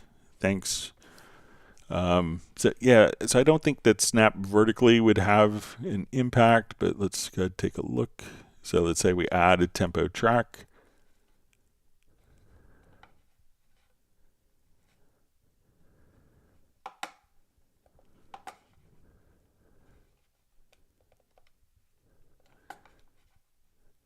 Right, so right now my snap is turned on, so I could place nodes freely anywhere that I want. So right before, right after. If I turn my snap on, now I could only place these at the bar line. So, but snapping, vertically, so I'm not sure if it makes sense to snap vertically because you could set it to any particular value that you want. So I'm just moving it here and you could see the value, so like 166, 160, 151, so you could get an idea of exactly where the value is. And if the node is still selected and it's like, oh, I meant 164 instead of 165, you could just come here in the info line and use your mouse scroll wheel to nudge the tempo values. So if you want to get to a specific, or double click and say I want it to be 144.144, you could just go and apply an exact value just by double clicking. So let me know if that makes sense for you, John. So so Snap, I think, generally snaps things horizontally to the grid, but it's not going to necessarily restrict the value vertically of the new tempo node. So, but let me know if I'm misunderstanding.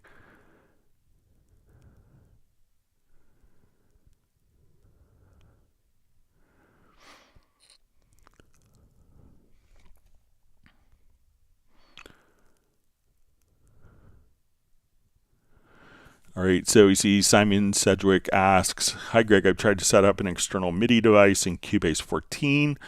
It says CC control panel all works, but presets entered as program changes don't work. I've tried using MSB, LSB entries to no joy. So, so let me know if your external device, like if there's a patch script.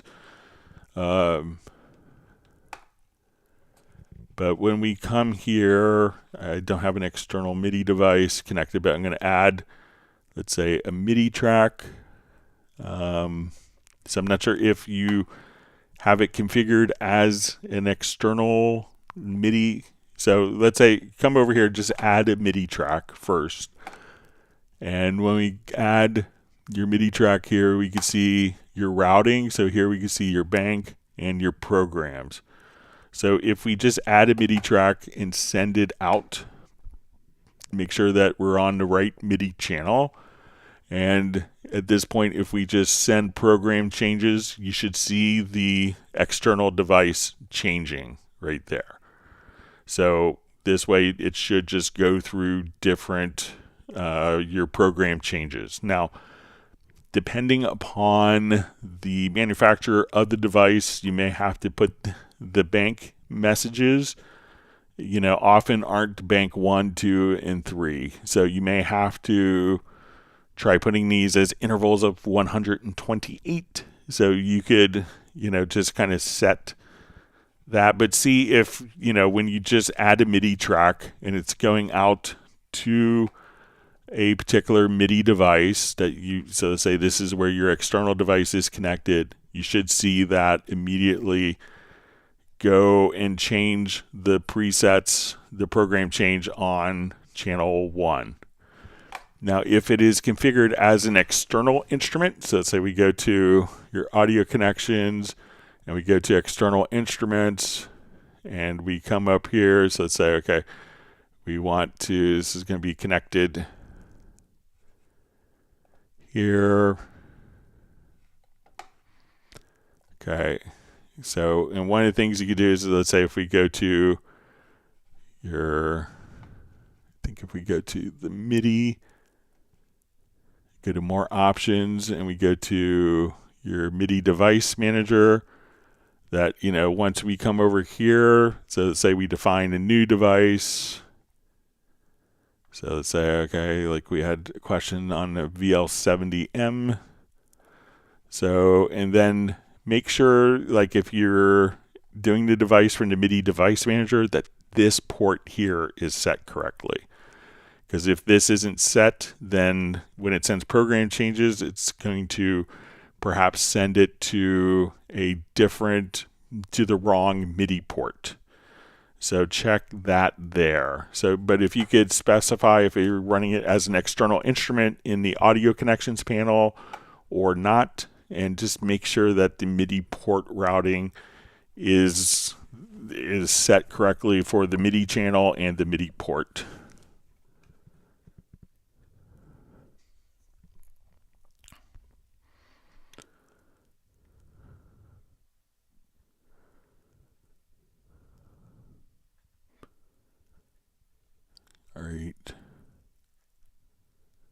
Sorry, my chat field just jumped.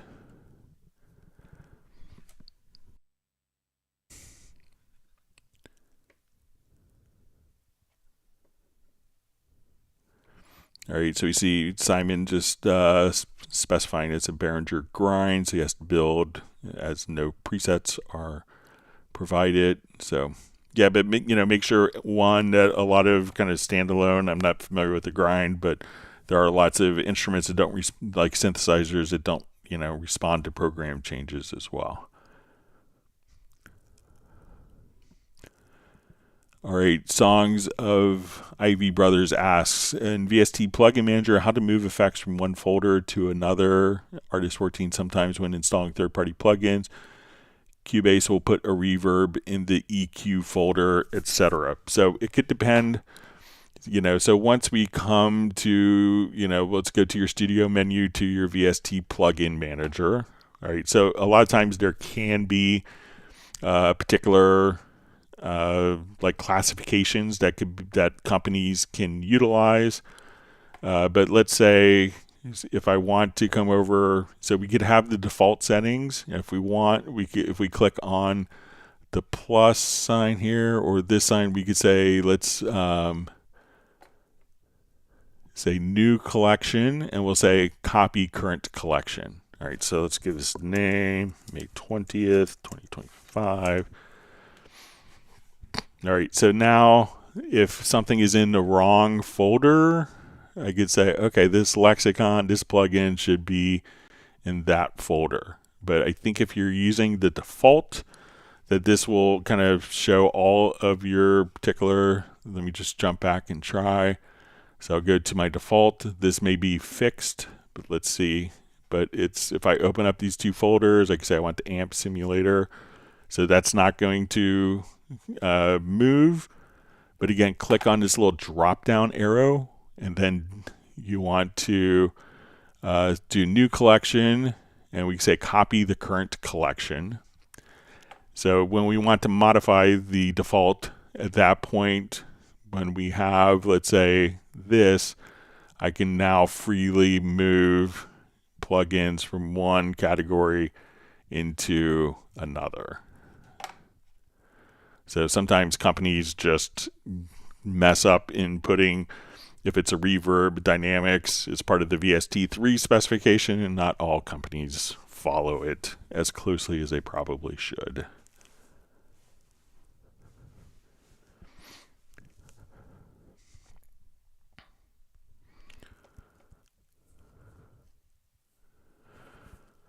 All right, Anthony Clark asks, hi Greg, question, when sending a channel to a group or more using direct routing, how to fix the level change? Should I compensate manually or simply not use groups? And what is the summing mode for? So, if you're sending an audio track, to a group, so let's go ahead and send this to a group track. Okay, so we have this as a stereo group track. So now this audio track, when we solo it here,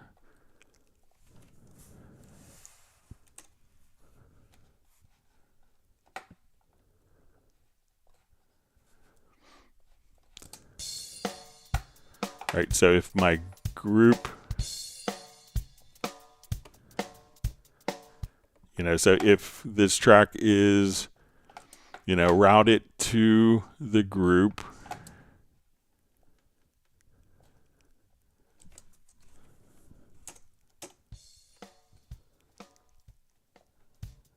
this could affect the gain. So, so you might have to, now when we're using a send, so if we were using, so let's say I'm going to send this track to the stereo out, but I want to use a send to send it to the group. Now we could adjust our volume accordingly here.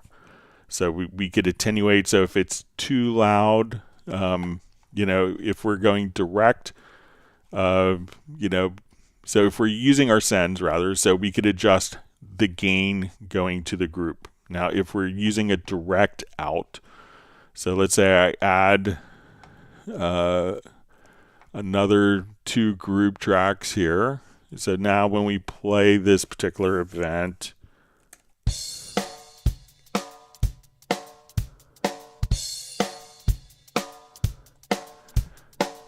and we want to use direct outputs. So what we can do now is I'll quickly set up sections. We'll go to our direct routing. And I want this to go to group 2 and to group 3. So now if we're sending it to multiple destinations, now one of the things that you may notice is you go, okay, what about the direct routing summing? So what that's going to allow you to do, if that routing summing mode is on, and we could access this from the little settings wheel, now this can go to, I could turn on for this to go and be routed to multiple groups. So, you know, it could be, depending on if you're using your direct routing, that the summing will allow you to take those particular tracks. And so we go to, here, I'll just do it here.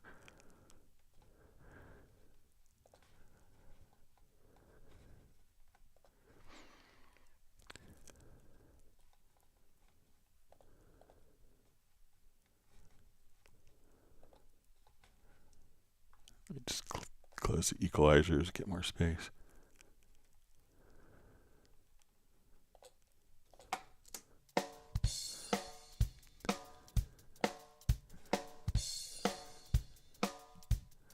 So with the direct routing summing on, what it'll allow you to do is to send it to multiple destinations within the direct routing. So this could be, you know, as we send it to multiple destinations, it could increase the gain. So that's what the direct routing summing. So you may have to manually adjust it. If you wanted to use sends, you could use the sends to adjust how much is going to the group, or if it's being routed directly to the group, it's going to be based on the channel volume. Or when we're doing combining multiple groups with our sends, at that point we want to, you know, it's going to be how much of that individual track is feeding these, and we could adjust the level of the multiple groups from the groups themselves. But the direct routing summing mode allows the audio to be passed to multiple destinations, up to 8 destinations with the direct routing.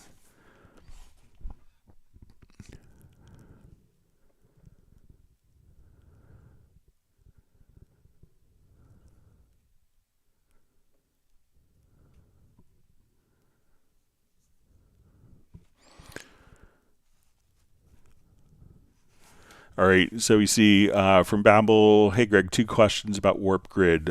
First question, is there a workaround for using Warp Grid musical events follow when there's a tempo track with ramps? So I don't think so. So let's add a tempo track here.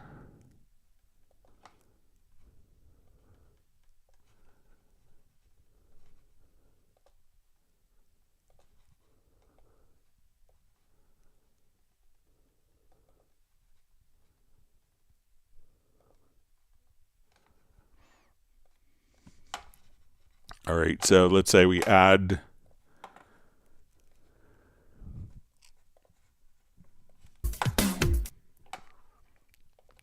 all right, so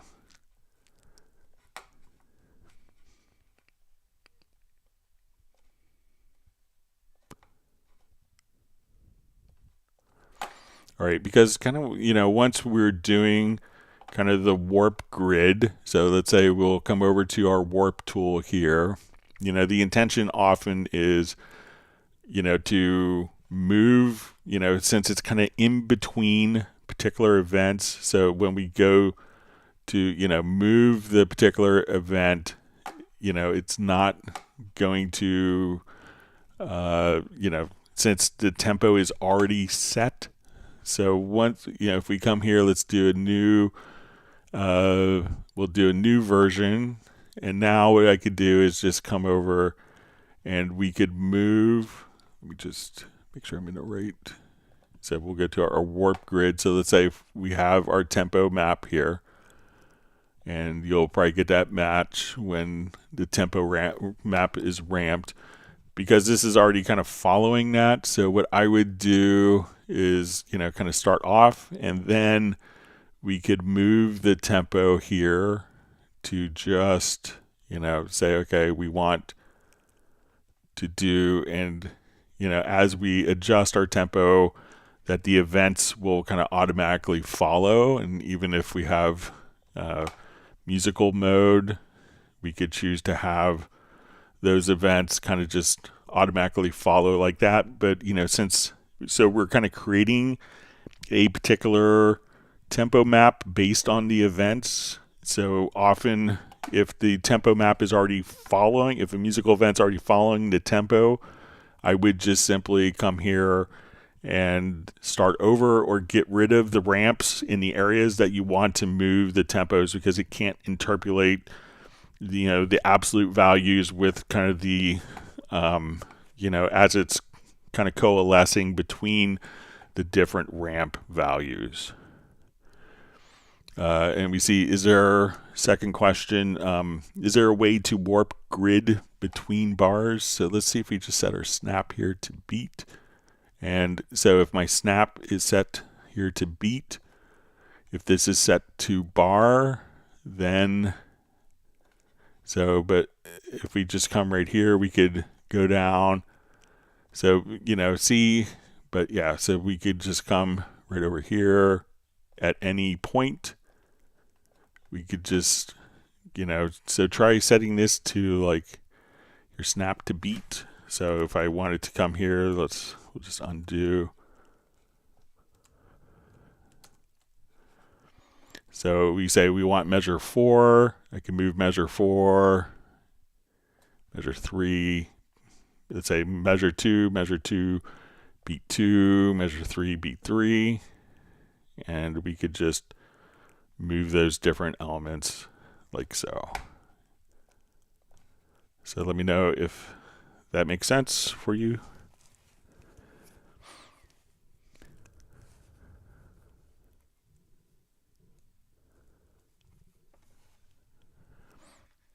All right, so we see from Quantize, says, thank you, very clear, not at all what I thought it was. All right.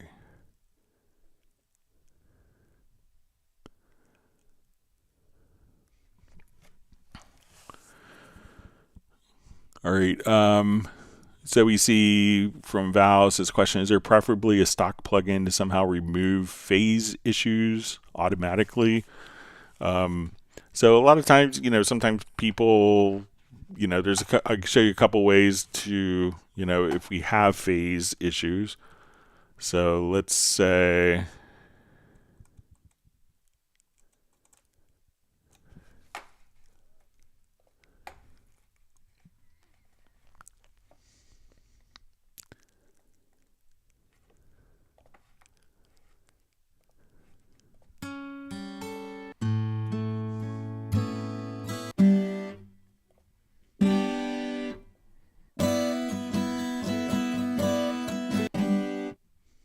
just find something.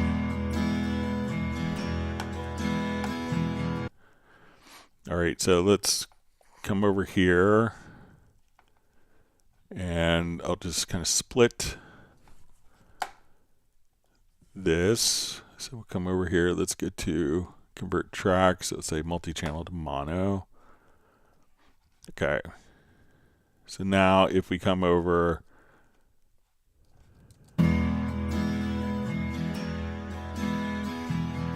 so, always we could just go right here and invert the phase. So let's say we have these two.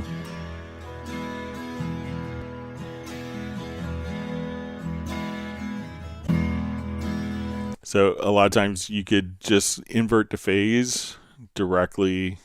I guess there's two different guitar parts. Let me just show it on our project here quickly.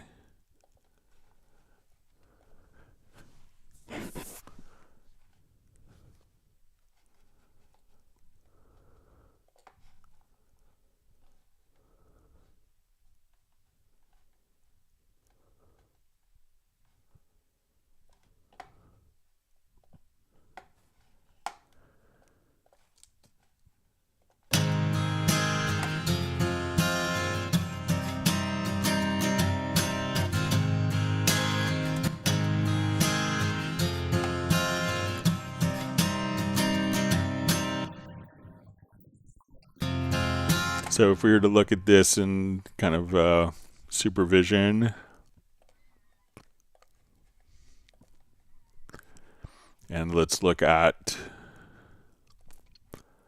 let's say, phase, and let's say like a multi-correlation. All right, so now if I come here and I invert the phase,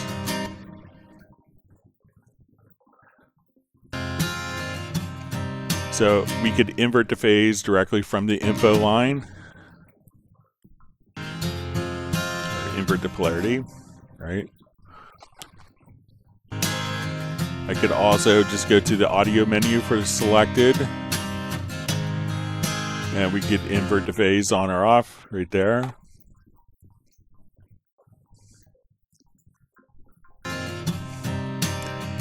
And another way is just to go on the channel strip EQ, and we could also invert the phase right on the channel strip.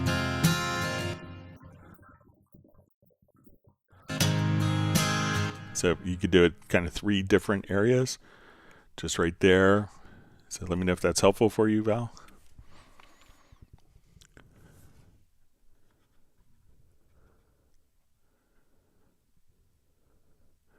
All right, so you see DaVinci Girl on from Germany, just came from the Fiedler audio live stream. All right, Stella apparently gets so excited when I say her name, so cute. All right.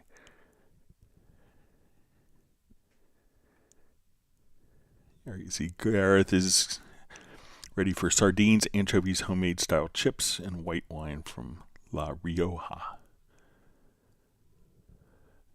Radar, the band's giving a big woof to Stella.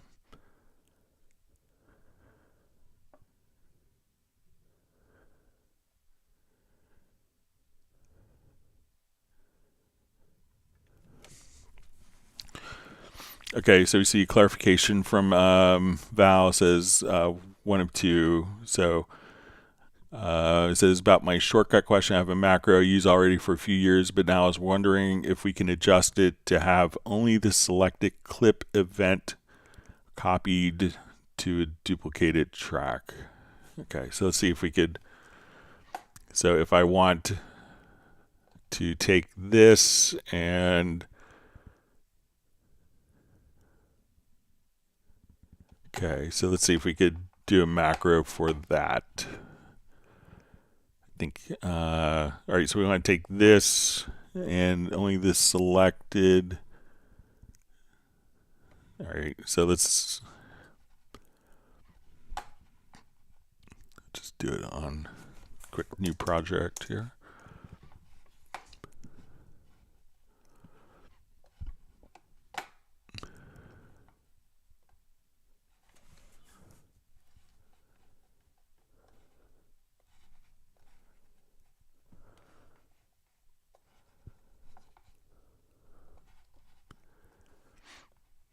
Okay, so let's say we have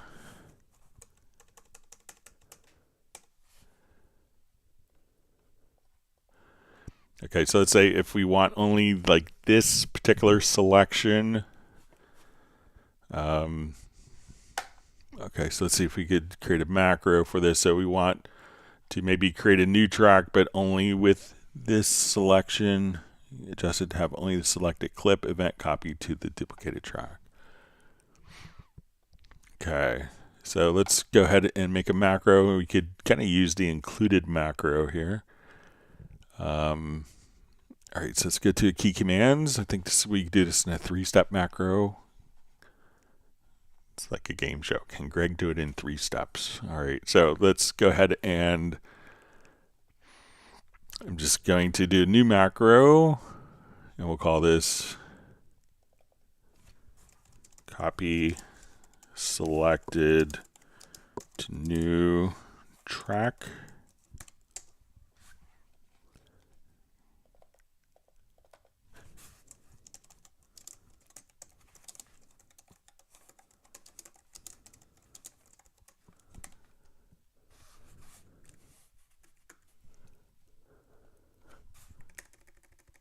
See, my keyboard's going to wake up.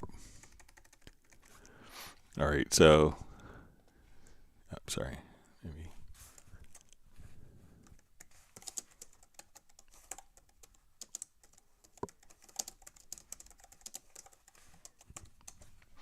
Okay, so let's come over here.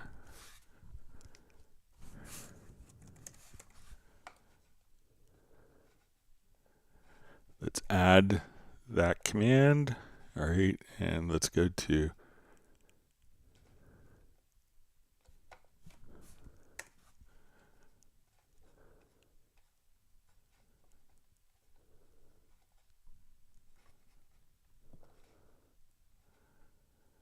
come over here. We're going to use the existing macro. So we'll say duplicate existing tracks. Let's add the command. And now paste at origin. Okay, so if we did this right, so this way we want to copy not this event or this event, but the selected event to the new track. So yep, you can do it just like that. So again, try, and let's see if we can get it working with just a range. So I'll come here. Let's bounce this selection. So if we have just one event and you wanted to copy that. All right, and if it's a range, I think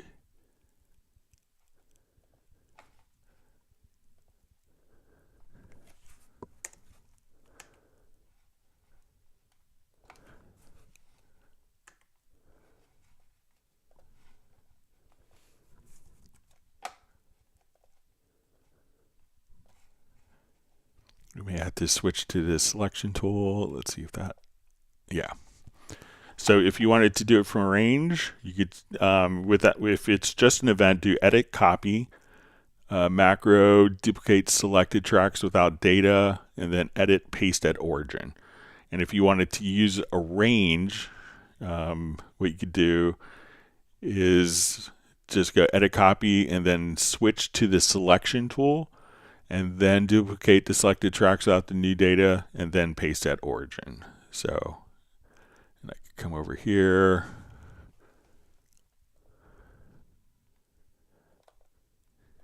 And we'll just switch this to range.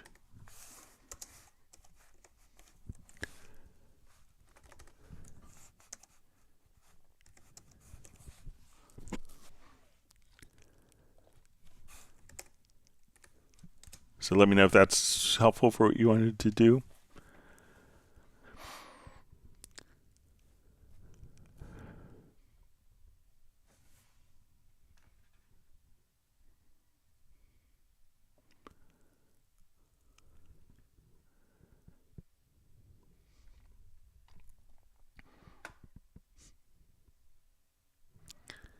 Mark Rabin is just on Michael Teams that he's so hot for what the burger. So if you're not familiar with Texas, one of the big fast food chains is Whataburger. So everyone in Texas loves Whataburger, and everyone in California loves In-N-Out.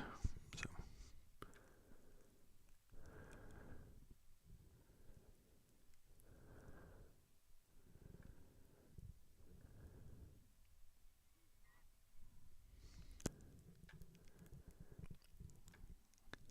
You could always tell if people are from California or Texas, depending on which fast food restaurant they like.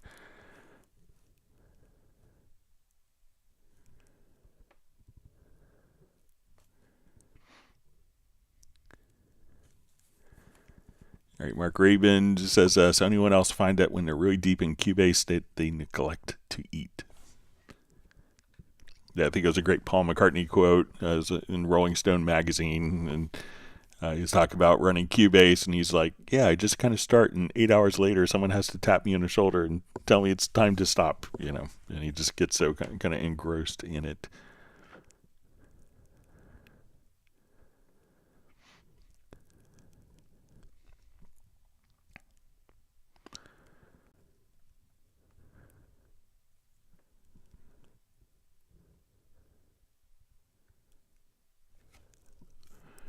All right, so you see Val just says, the audio warp is what I missed. Thanks, Greg. I was about to reinstall Cubase for that. So.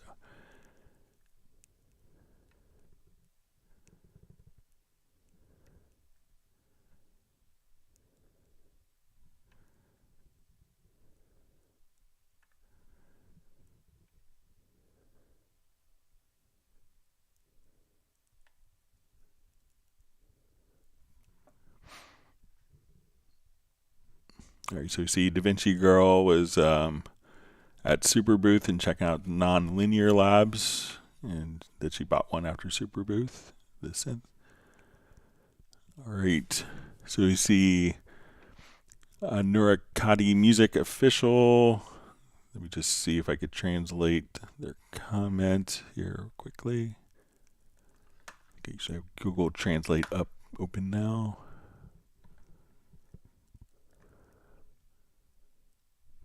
And Google Translate didn't help, so let me just put on detect language.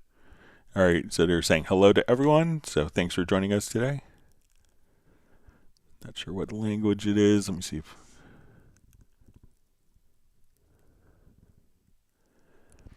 maybe it's Sabhi Ko Namaste in Hindi. So thanks for joining us.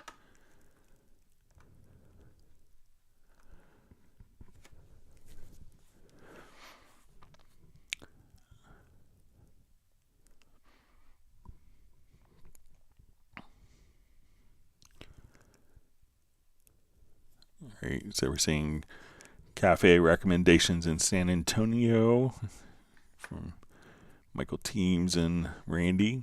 Randy suggesting the Alamo Cafe. It's always nice just to kind of eat on the riverfront.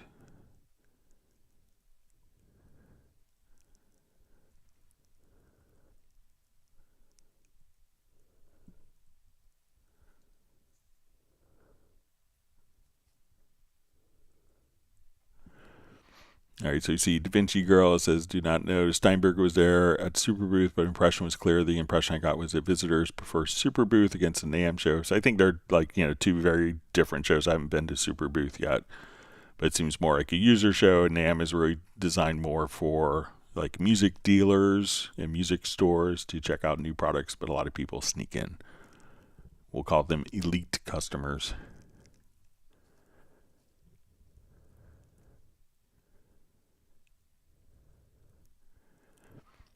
All right. Gareth is mentioning he's getting an impressive impression, that the impression was impressed impressively.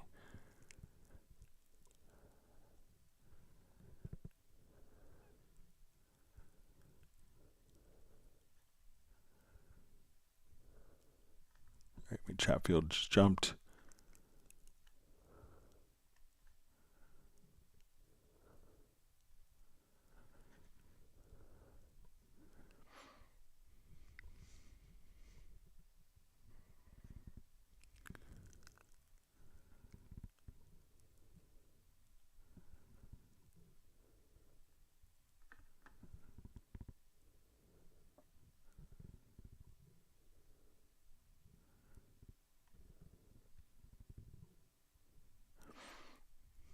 All right, just kind of reading through comments here.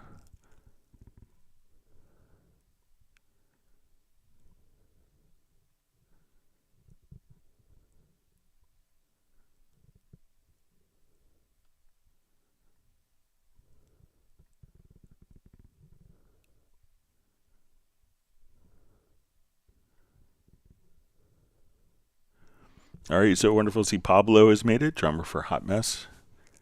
Always great to see you on. The whole ensemble is present.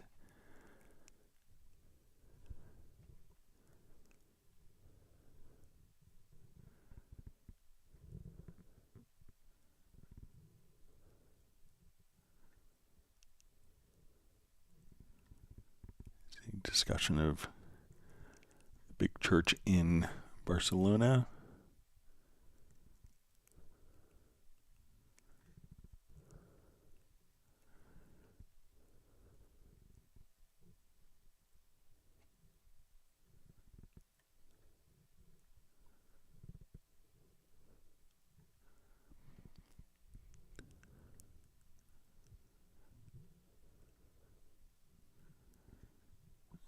right. Reading through comments still. All right, so we see from Alfred G. Pogo, Greg, thank you for answering about the control room follow-up. Besides having different purposes, do cue, monitor, and headphones have different functionality? So generally, like, they're, you're routing audio to one of them. Generally, the cue mixes you don't hear unless you specifically click here to audition the cue mixes. So the cue mixes can have different levels to make it easier for the musicians. So, the functionality of kind of passing the audio to different sources is similar in all of them, but within the cue mixes, you could have different balances so that the musicians can actually kind of, tailor the mix that's best for their particular performance. And kind of cue mixes are often like a really critical thing for, really good engineers know how to give the musicians like a great headphone mix. And that could be like super critical to the recording and capturing the performance.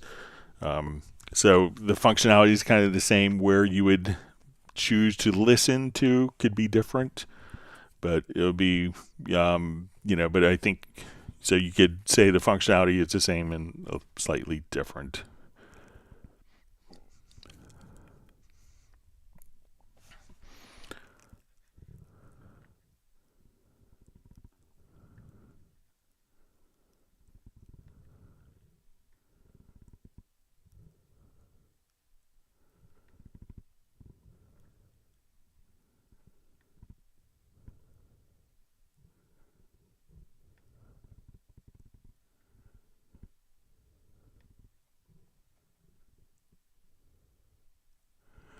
Okay, so we see Val says, it's okay, I don't need a shortcut for range, only selected. This helps a lot. So, good.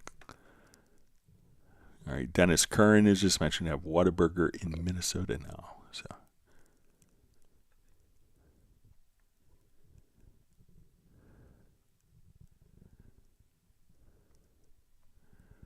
and Dennis Curran just says his wife has to remind me that there's life outside the studio.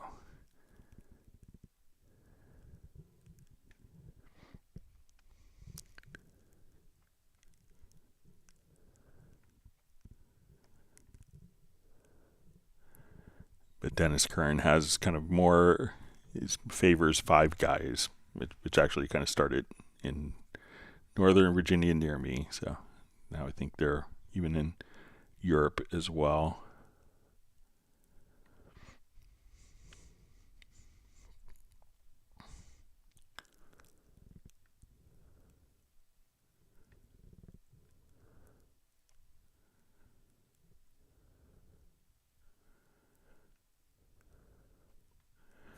All right, Recyclop is sending greetings from the Finnish sauna.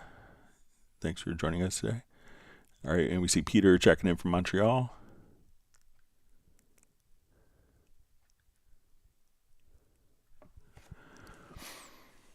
Paul Claypool asks, hi Greg, hope you're well. Is there a way to have my own samples show in media-based searches? So if you want to see, like where we see our media bay, we come over here to loops, and you see kind of the pretty icon. There isn't a way to do that.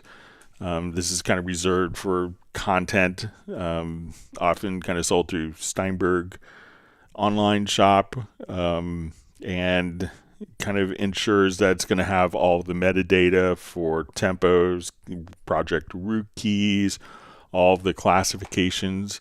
If you have like your own kind of folders, what you can do is come over and say, okay, I want to go to this computer, and let's say I want to set a particular folder as a favorite. We'll come over here and say, let's go to projects, and I have like a whole slew of like one-shot samples, let's say in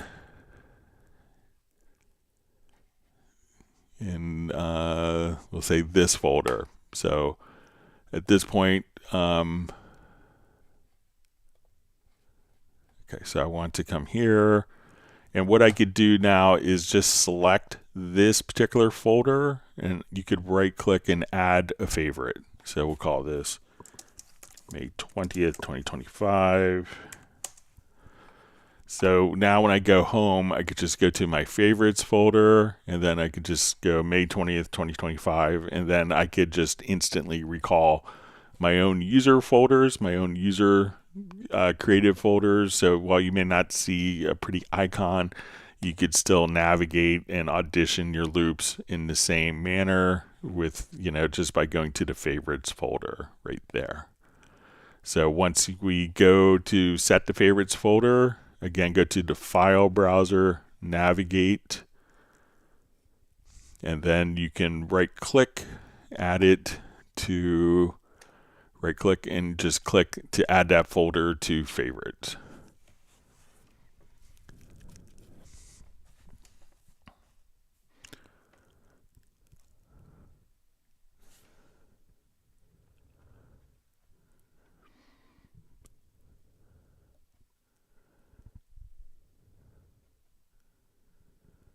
All right.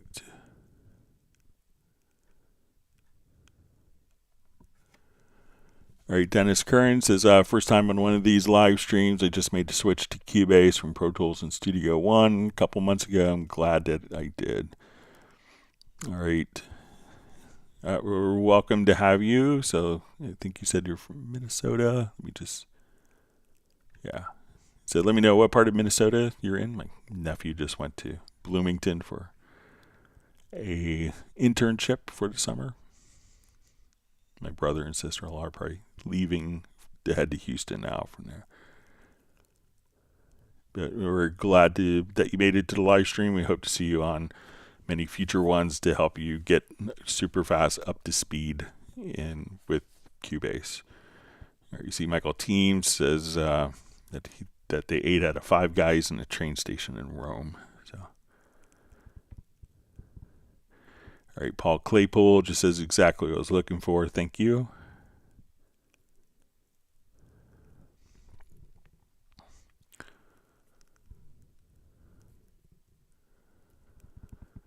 All right, so we have so it says CB4 just says, can you show the various ways to apply velocity, particularly on drum midis? Okay, so let me just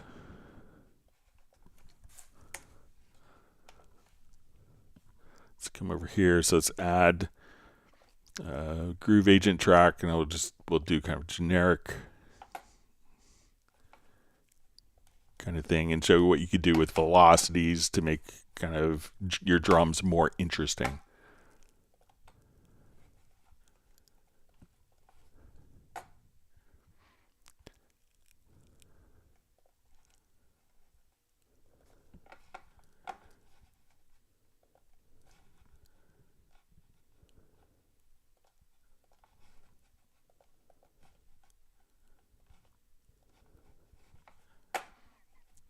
Okay, so let me just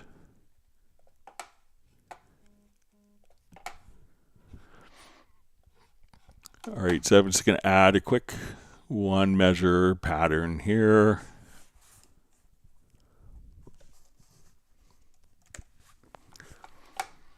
Okay, I'm going to just extract drum map names from the instrument.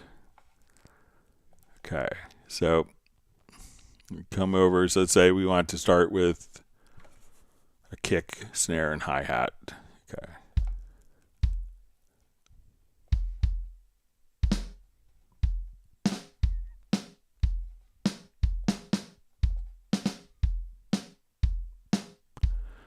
Okay, now hi-hat is often where velocities are very obvious.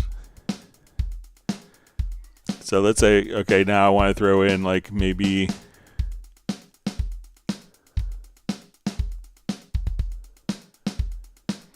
so let's say, okay, this may be like an interesting pattern, but let's just kind of change the velocities to make it more interesting.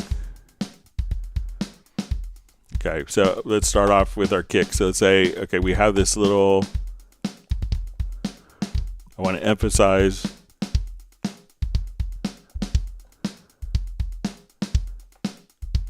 maybe more of a ghost note right before. And let's go to our snare drum. So when I select the snare, we could actually just come over here, and I want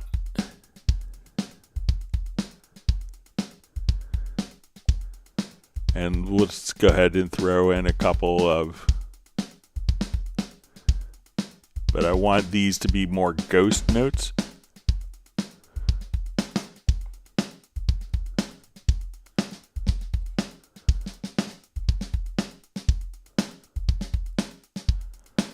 Now let's fix the hi-hats. So we can come over here. So let's say I want all the hi-hats to be loud. Now this will sound almost like we are putting a groove. I'm going to take every other hi-hat here and just drop it.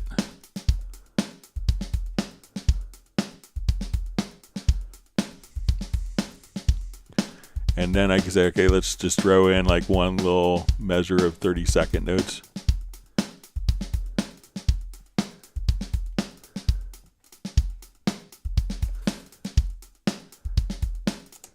So let's say, okay, I just want to now come in, and we could adjust, throw in like,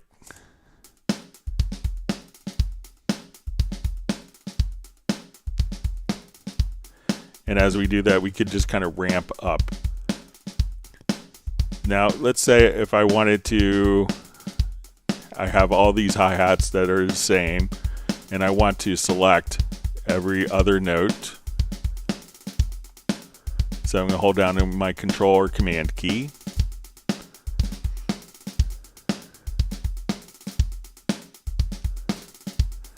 And one of the things that we could do is we have what we call velocity variances. So I could just say, okay, I want like all these notes to just have velocity variations.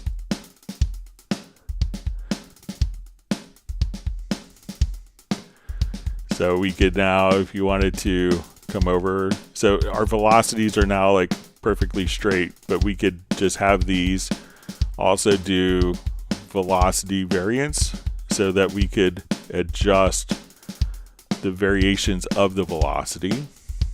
And we could also just say, let's add maybe a tom.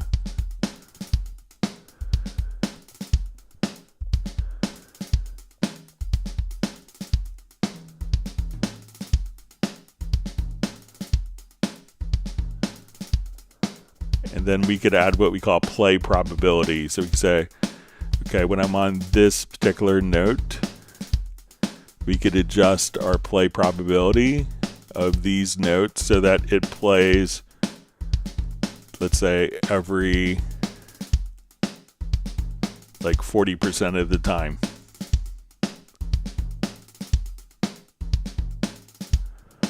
So at this rate, we could just do lots of different things with your velocity.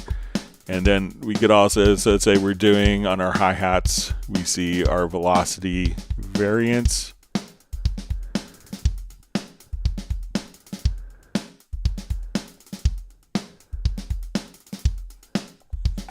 And at this point, we could just say,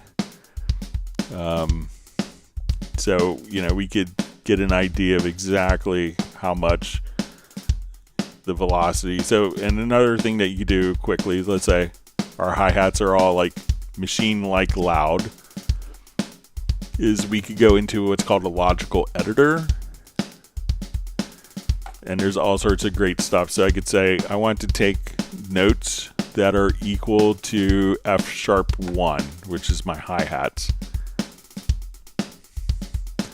So we'll say, okay, we'll come here to subtype, and we'll say it's equal to F#1.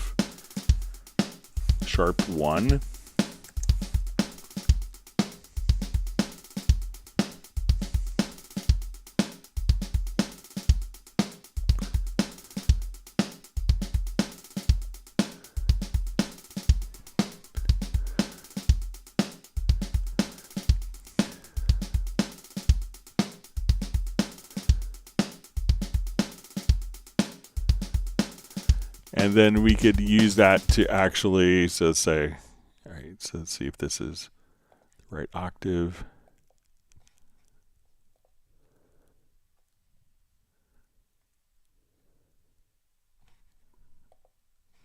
So, and then you could do stuff like I want to randomize the velocities of these particular notes. So if we go to our logical editor, we can just come over here and say, okay, I want to take the notes that are selected, and we're going to transform these. We'll say the velocity. We want to set random values, between 80 and 110.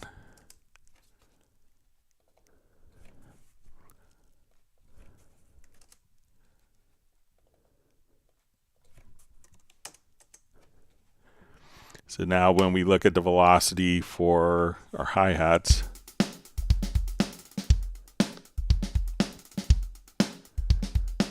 we can just do different random values. So let's say between 70, I could just now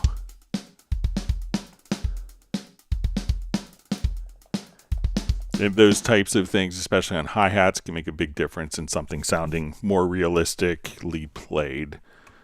All right.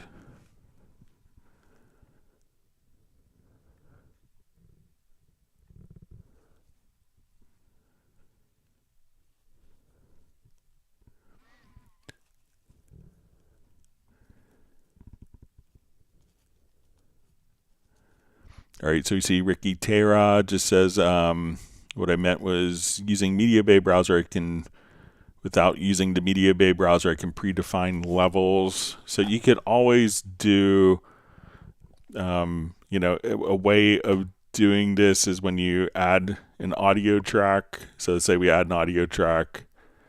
Here it's going to be stereo. So if we go to this level, let's say, okay, we want our fader here to be minus 14. So you could save it as a track preset. And we'll call it minus 14 volume. And now when we go to add a track, so let's say if we're here,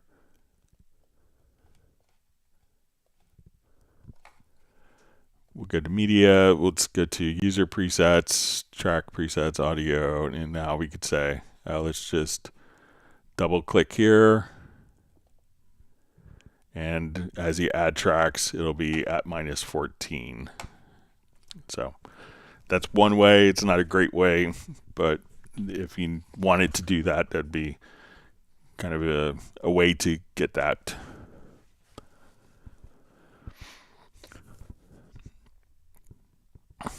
All right, so we see Dennis Curran just says, I grew up in St. Paul, live in Woodbury. So yeah, spent a lot of time in Minneapolis, St. Paul. Always really enjoyed going to the city. And we see Paul Claypool, grew up in East St. Paul.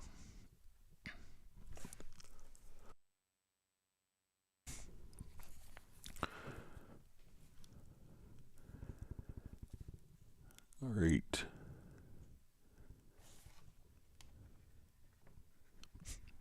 Gareth Kitch saying 5 guys in Rome, Hard Rock Cafe in Barcelona. You guys are crazy. So I think you've mentioned that you've gotten 5 guys for your daughter on live streams before. So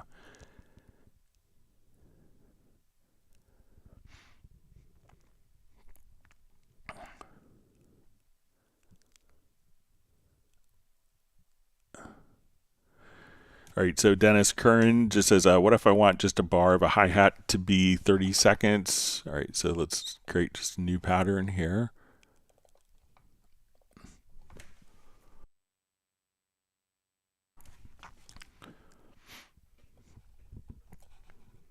Okay, so let's make this like 4 bars. All right, so I'm going to, let's say we go to our hi-hat here. So I'm going to start off with our hi-hat at 30 seconds.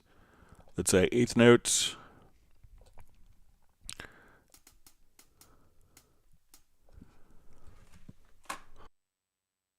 And now let's change it to sixteenths.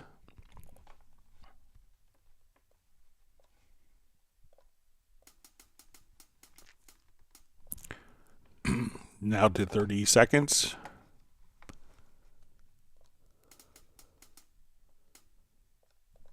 And let's say back to eighth notes.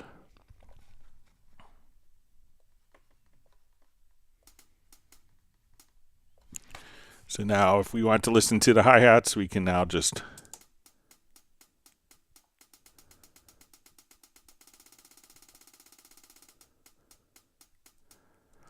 so as you go excuse me, you could just come right here and change the snap value independently for each pitch. I'm gonna get just a quick glass of water, drink, clear my throat. Sorry, be right back.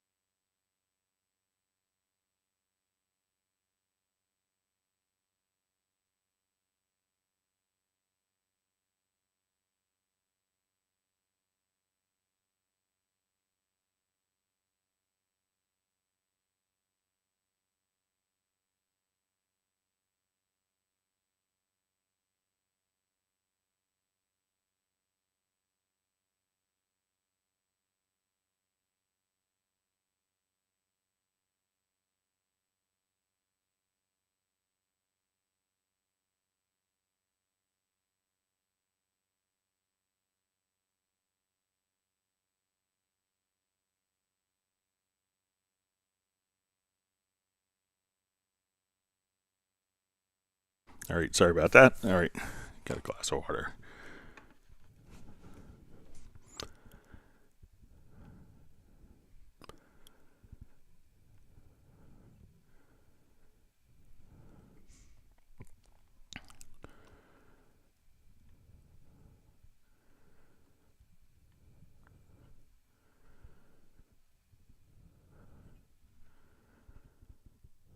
All right, so we see from Sherbert says, hello, Dean here from England. Thank you for all your efforts and support you give in. Please advise how to create a voice to MIDI and align it correctly. Thanks if you have the time. All right, so let's take a look.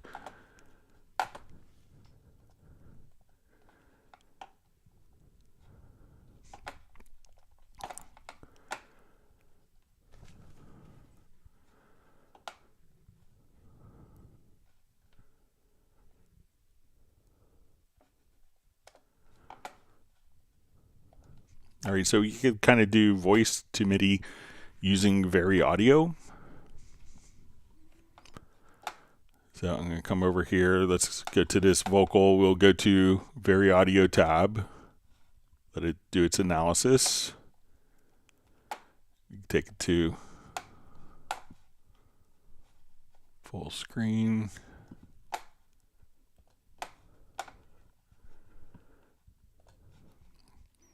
All right, and what we see here is under functions, we could extract MIDI.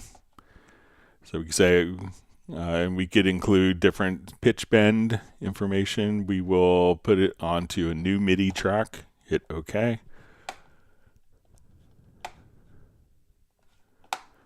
So as we go, we probably place it at the bottom here. So we could look at the MIDI.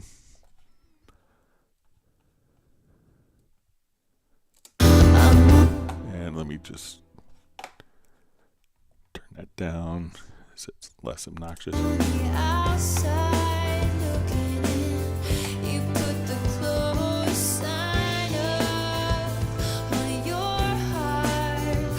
And let's go to assign this to a voice. We'll say just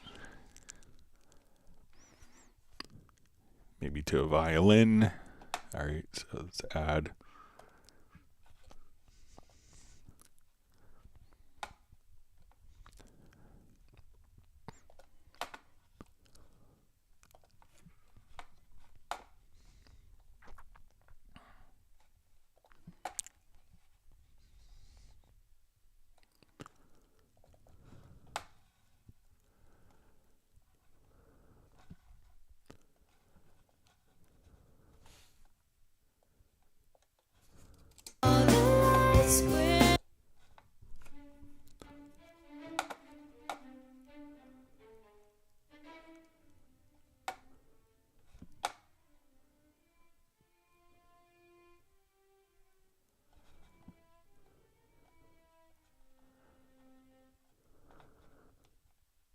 I fit so well in your arms, you fit so well in my heart. How do it got dark? Where do I go from here? Where do I go from here? Where do I go from here? I'm uninvited. Oh yeah, yeah. Thought I would be the very last one to leave. I plan on loving you forever, didn't you see? So just kind of go in very audio, and once you're in very audio, just come here to extract MIDI. And you could experiment with the different pitch bend settings to get it to match and get the expressiveness and vocal to be applied to MIDI instruments.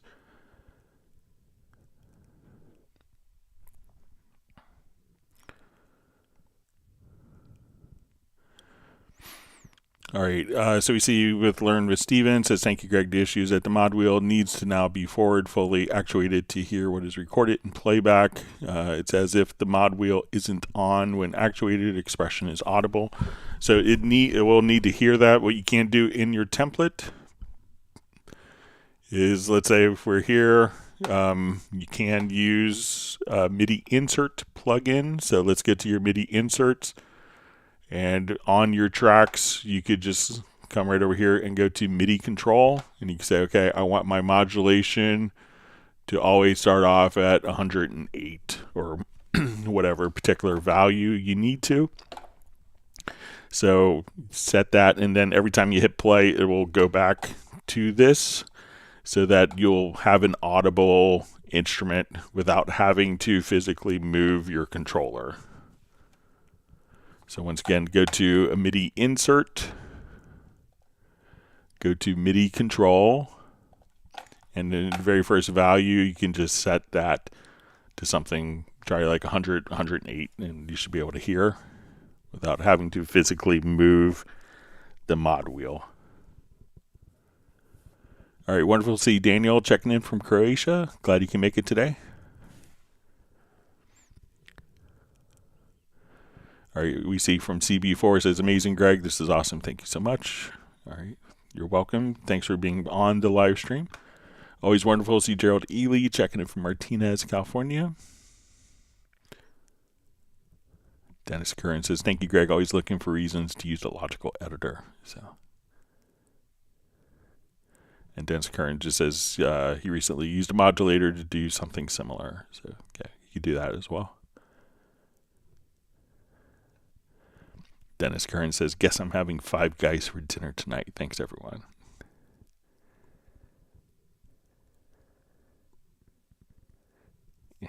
Garrett says, there's a Five Guys near here for those lazy days, but when in Rome? So, in all fairness, he was at the train station. So,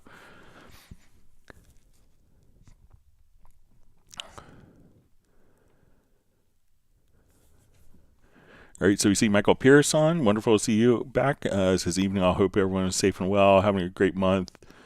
I've been running around like a maniac with work this month, but thought I'd drop in and say hi. So, all right.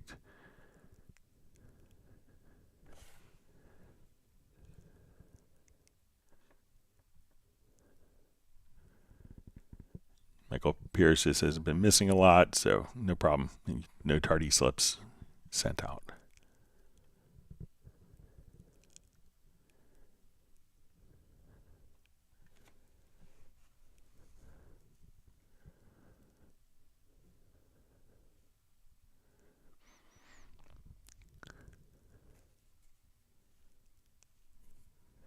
Tim K says I had to put down a keyboard and pick up the guitar to play along with Greg's hi-hat rhythms.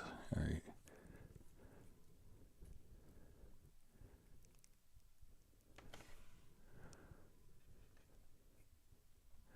All right, Michael Teams is granted Michael Pierce 1 gallon of Texas Select vanilla ice cream.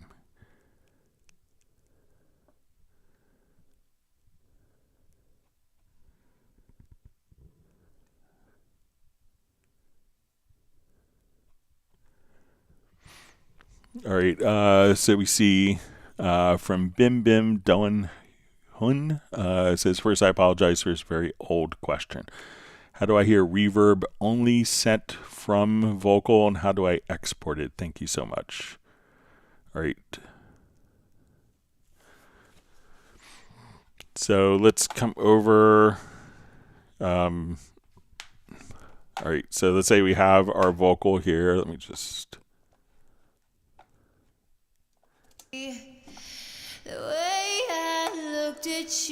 And we look at our vocal track. Oh, I do it all for you. I'm uninvited. Start at the beginning here. What did you say? All right, so we look at this. We say our vocal is going out to this Revelation preset. So we'll come over here.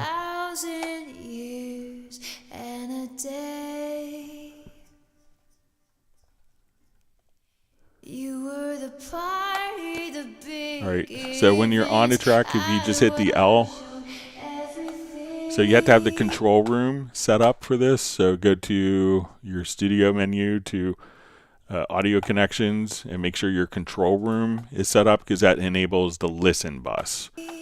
So now when I hit the L, so if we solo the reverb, you hear everything. But now if I just click on your heart, all the lights went out. So now I just click. It got dark. Where do I go from here? Where do I go from here? So just hit the L, and if you wanted to export it, you could go to your file menu, go to export audio mixdown, and say, okay, we have our effects channels. We want the Revelation. And let's just export it and put it, we'll create an audio track. And we'll come over here. Let me just make it a larger selection here. So export audio mixdown, select Revelation, we'll give it a name, export audio,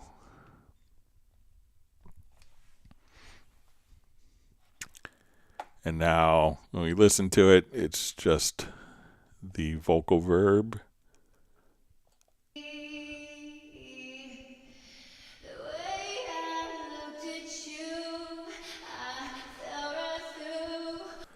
So again, go to the effects return channel, and all you have to do is on the effects return channel, click on the L, and that would isolate the reverb without because if you solo the reverb, it's going to send the dry tracks blended in to the reverb. But just click on L, and that will do the listen bus, and that could isolate just a reverb.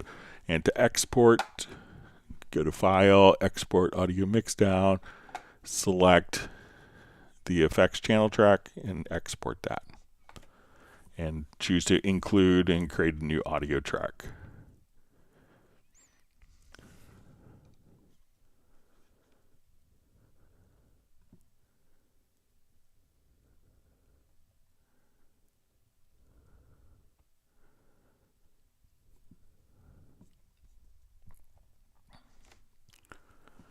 All right, so you see Mark Raven says, I'm working a session right now and I'm getting somewhere. Grateful for everyone and all your help. I'm going to turn the volume down and leave my phone open in the desk to continue. Good luck with your session. Hope everything goes well. I think he's been on a creative tear recently.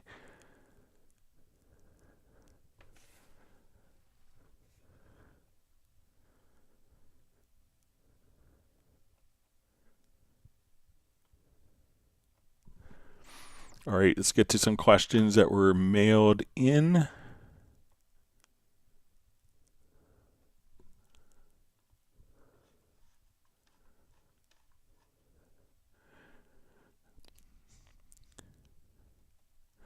All right, so we had a question last week about, I think it was from His Herald, who's just saying how to copy Cubase orchestral template and paste it into my template. And when I was kind of rewatching, doing the index, I think I may have misunderstood. So let's say if I have a template, like I wanted to take this particular project and I wanted to import the built-in orchestral template into this template, or I'll just start with we'll do a new project here. So let's say,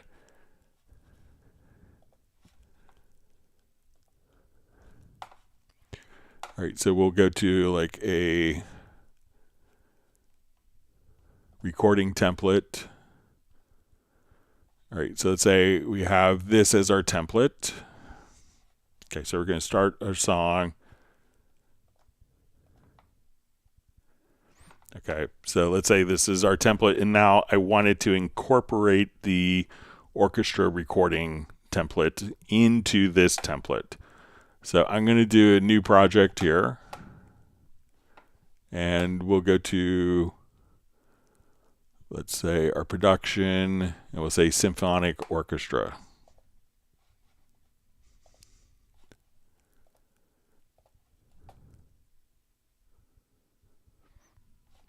Okay. Now at this point, what I want to do is I'm going to just save a project.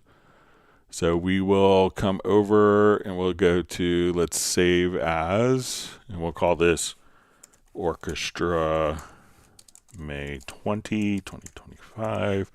And we'll put this on the desktop for now.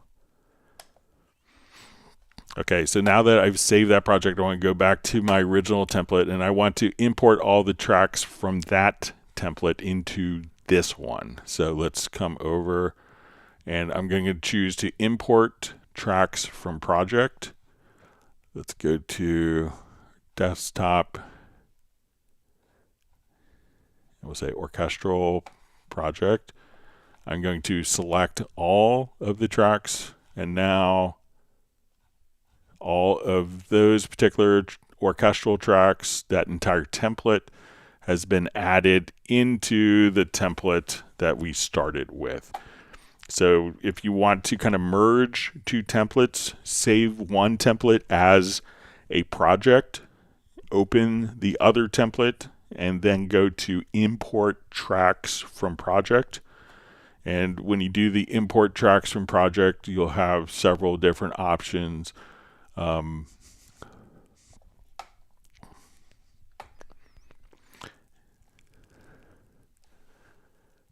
So once you're here, you could select all the tracks. You could also choose not to include the events or parts, and so different stuff like that. So there's different options, and then you could merge your multiple templates together.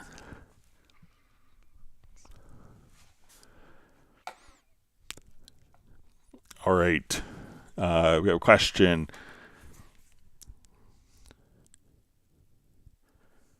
All right, the question is, I often end up with a mix of flats and sharps in my editor, and I have no idea why. Is there a way to get Cubase to follow the chord track or force a particular setting per project? For reference, here's a screenshot from a project where the track is in F sharp major, but the MIDI clip has mixed flats and sharps. It's very confusing to work with. Okay, so let's say in our let me just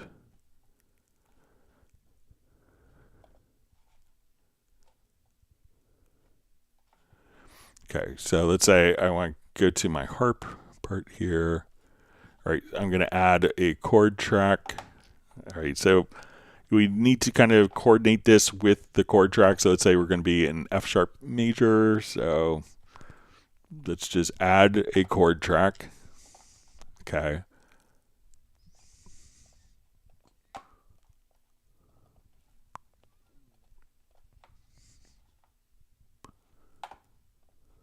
All right, and let's just go ahead and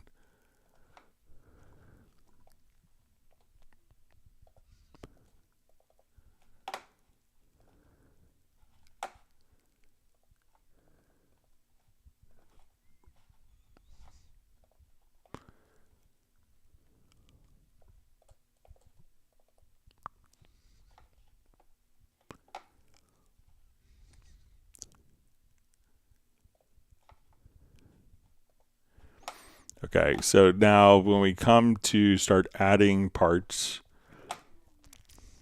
in our MIDI editor, so let's put some F sharps in.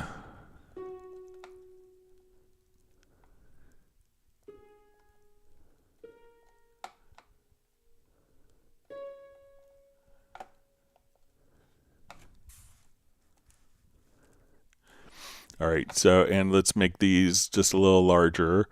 All right, so there is kind of a preference. So right now we see these kind of labeled as F sharp, G sharp, A sharp. So, but if we go to the settings, if we see kind of the wrong enharmonic spelling, go to event display, to chords and pitches, and here you could say enharmonics from chord track. So if it's off, just try to set the preferences or settings,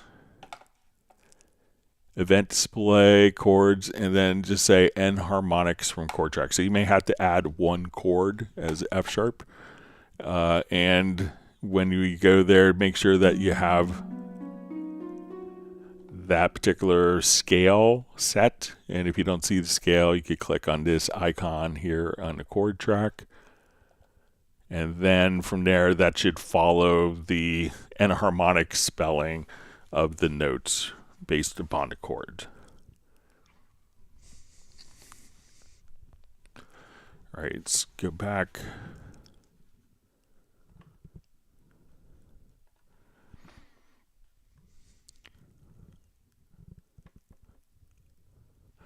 All right, so our question we had was how to merge stacked MIDI events into a single event. All right, so let's say I have this event here. All right, so we'll duplicate this. Let's take all the notes and we'll transpose up. Okay, let's duplicate and transpose again. I'll go down.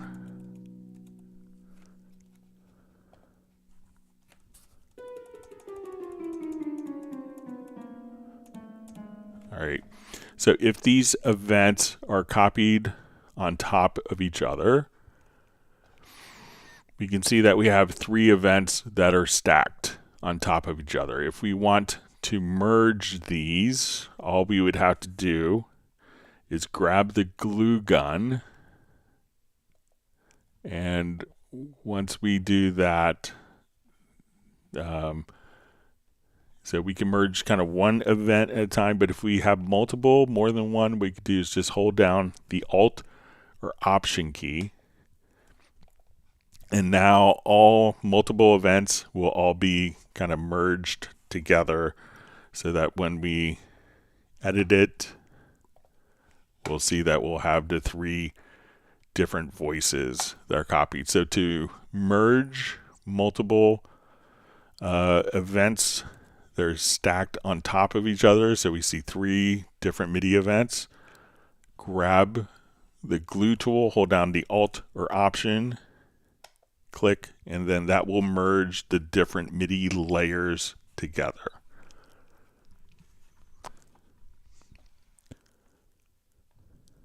Okay.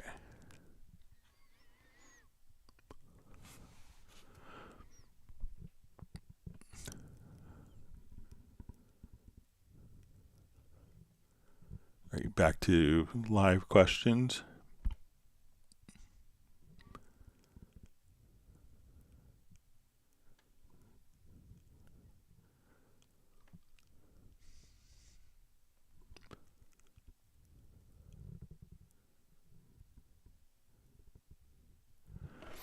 So North Star just says you're still teaching for 3 hours. Big respect. So usually you go 4 or until like we run out of questions. So this part isn't the hard part, but going back afterwards, after having dinner, rewatching it and typing up all the questions with the timestamps, that's the longer part. So.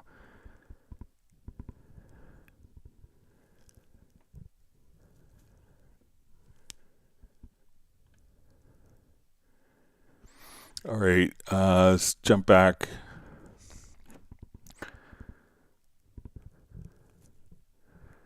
Okay, so I think this is from Gareth. It says attached, and he was discussing kind of a chord editor problem that he had on last live stream.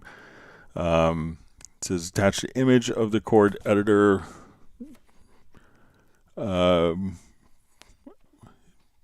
chord editor problem says it seems to start calculating all these only when more than one is picked.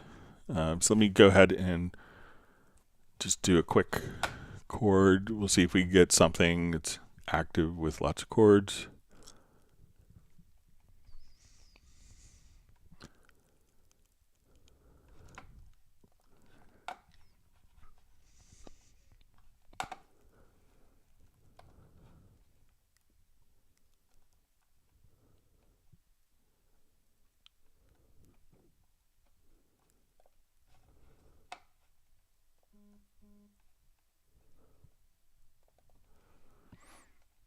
Okay, so all right, so I'm going to take this guitar part, drag it to a chord track, and let's see.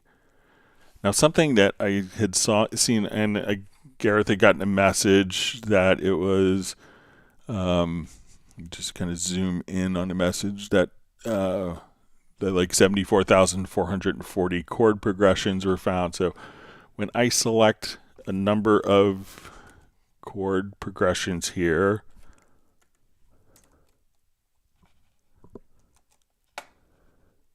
I don't get that, but let's see if, and I saw that some people may have been running into something similar if there was a divided track list and there was a MIDI event selected. So let's see if I have my MIDI event selected here and with a bunch of chords. I don't seem to, but let's try with a divided track list to see if that maybe makes a difference.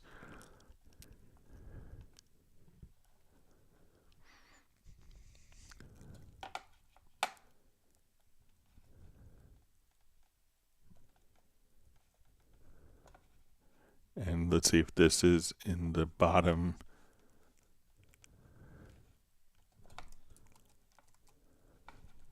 I'll just turn that off. Let me.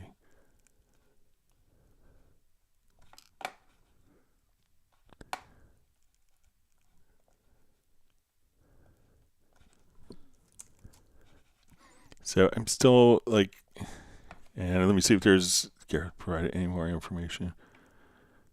So it just says it seems to start calculating all these when more than one is picked. So I'm just saying if we pick the events here and then pick chords, and let's see if this is set to follow chord track, if that makes any difference.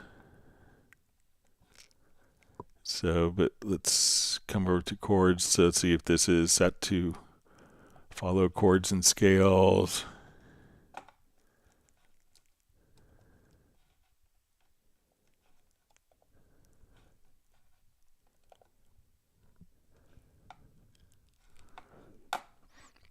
And I did see online someone had an issue when it was divide track list was being used. So let me just, if maybe they are on.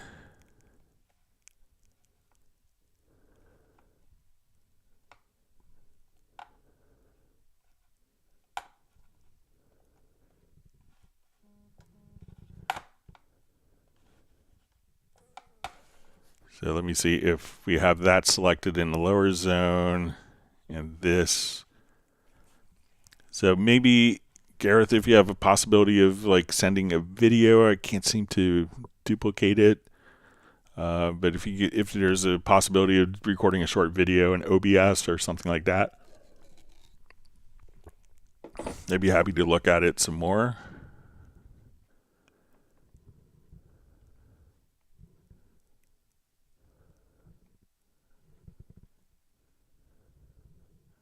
All right, so I think we got the other question. Let me go back to live questions.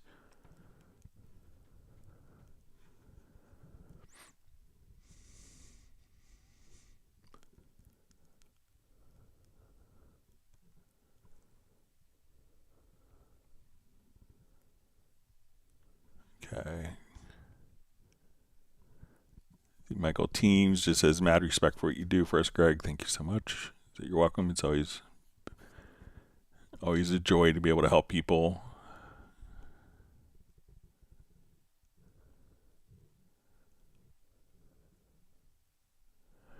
Okay, so you see Gareth just says you have to double click on one of the chords to open the chord editor. All right, so let's see.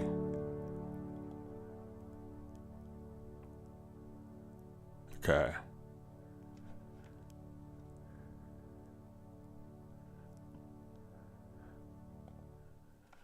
Okay, so let me see if I do it, if this makes a difference, if we turn off the divide track list. All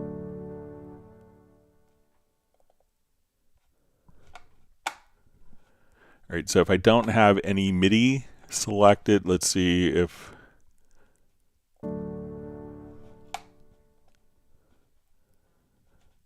and let's come over to turn on our divided track list again. I'll move this down to the lower zone, and now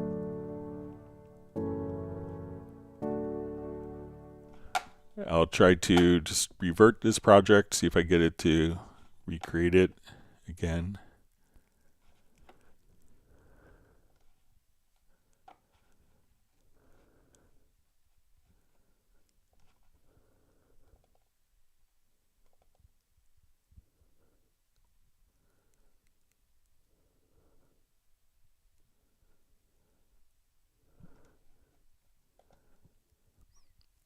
Okay, so let's,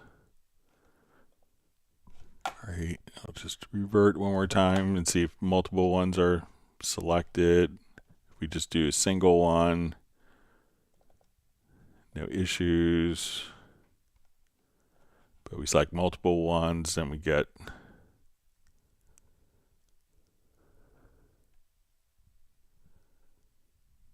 let's see how many progressions.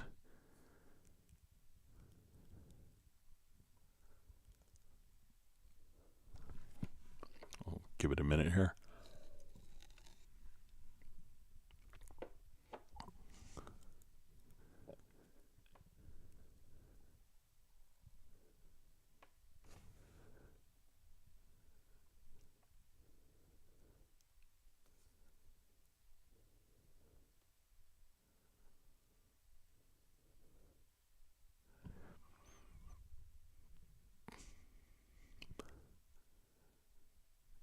To see if how far it goes. We'll give it another minute and see if it's gonna max out.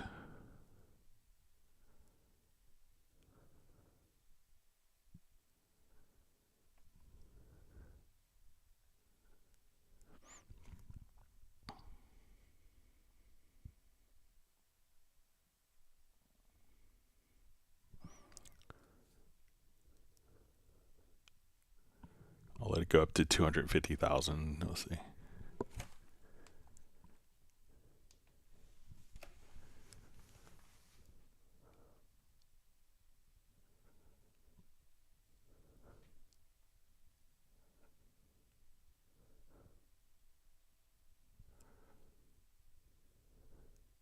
All right, so let me see if I hit a board. So I can see where, so I'm not sure if I would generally select multiple chords to do chord editing, but I'll pass that along. Thanks for the clarification, Gareth, on that.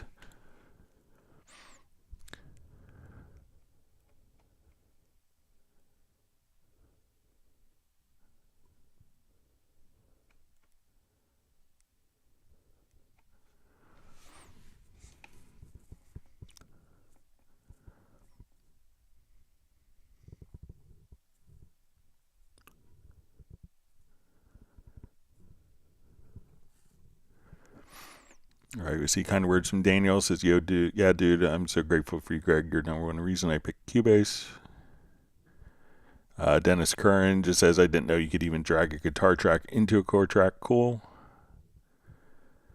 So we see Garrett says, real problem is clicking abort freezes Cubase. My PC might be some other part of the DAW freaking out here. So I'll make sure to bring it to the attention of the team. But when I abort it, I'll try it on my PC as well, see if that kind of causes issues. And we see Gareth just says trying to clean project into a third-party plugin. So yeah, let me know what you run into with that, and but I'll pass it along. It probably doesn't seem like a sensible thing, so not sure why it's calculating progressions in the background. All right, we'll see if there's any other questions.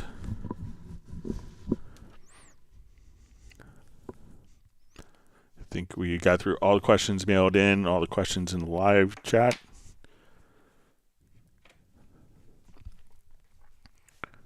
And thanks for the steps and the clarification, Gareth, on that issue.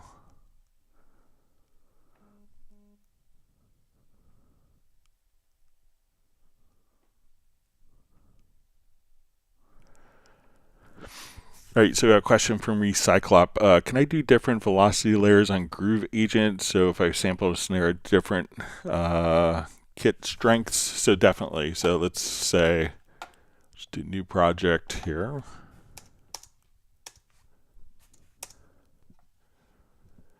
Yeah, so you can have up to 32 different sample layers inside a Groove Agent. Let me just do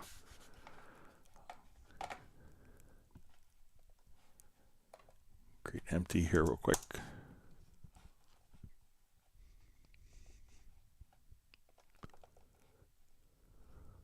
All right, so we'll add an instrument track, go to Groove Agent or Groove Agent SE.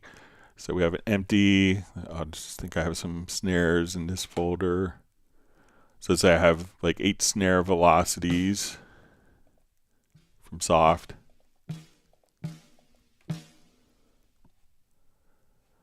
All right, so 8 different levels. So what we would do is select the 8 samples, if I could click on my shift key correctly, drag them to a single pad.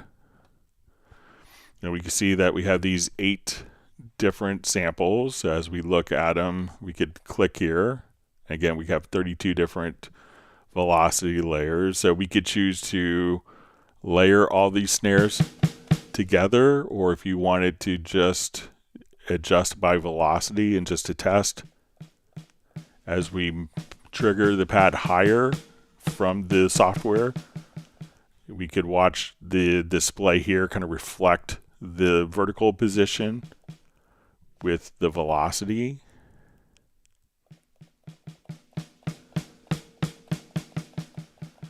So many of the kits that you get with Groove Agent will have, 10 to 20 different velocity layers.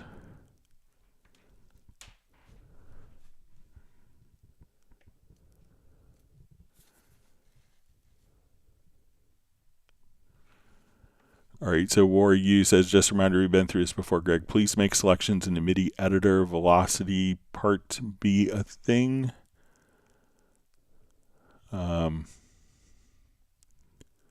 So do you want, just so I understand, so let's say if we have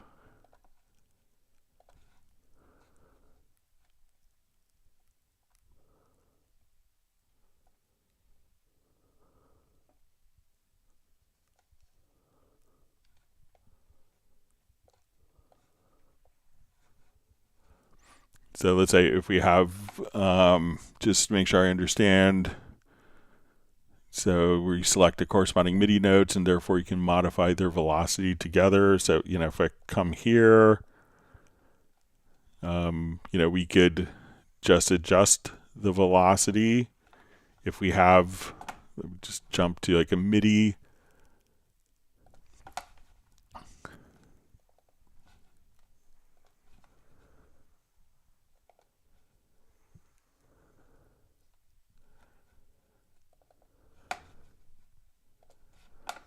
All right, so if I wanted to take these particular notes, I could just adjust the velocity of selected notes, or if I wanted to take one note within a chord, I could just adjust the velocity of those single notes within a particular chord.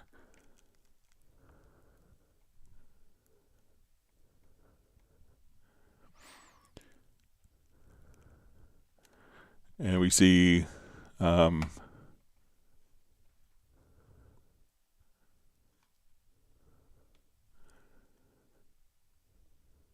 right. So it says, so you see maybe a clarification later. It says, by which I mean if you select a certain height in the velocity part, you select a corresponding MIDI note.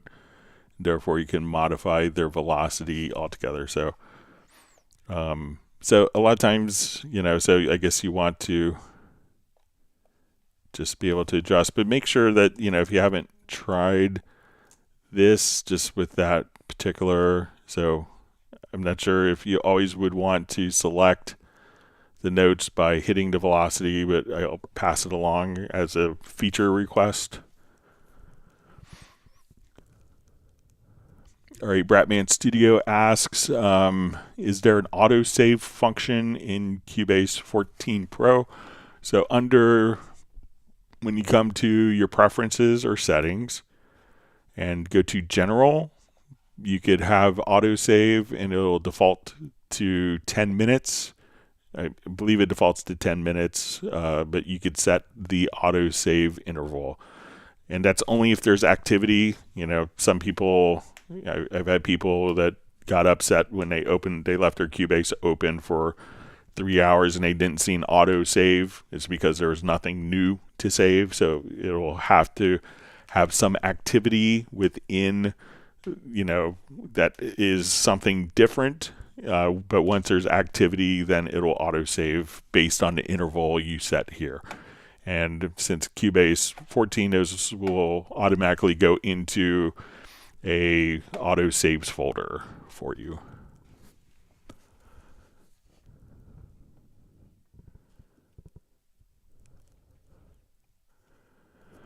All right, so we have from Val just asks, is there a stock hard clipper? I know about the soft clipper, but need a hard one. So probably if you want it to, you could probably just, so there isn't one, but there's enough tools, dynamics plugins that you could just boost. Also, a good one if you want to experiment, look under distortion and check out the Quadrifuzz is kind of a hidden gem for different types of clipping as well. So check that one out. But there's a soft clipper, but there isn't a hard clipper.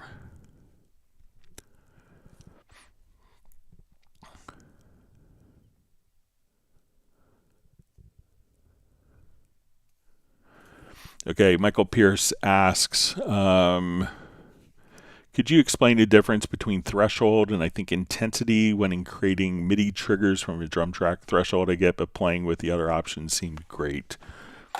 All right, so sometimes, not all, when we're working with drum triggers or working with hit points, sometimes the threshold isn't like the most important aspect. So it's not really as musically accurate. So let's say if we want to edit hit points on our kick drum here.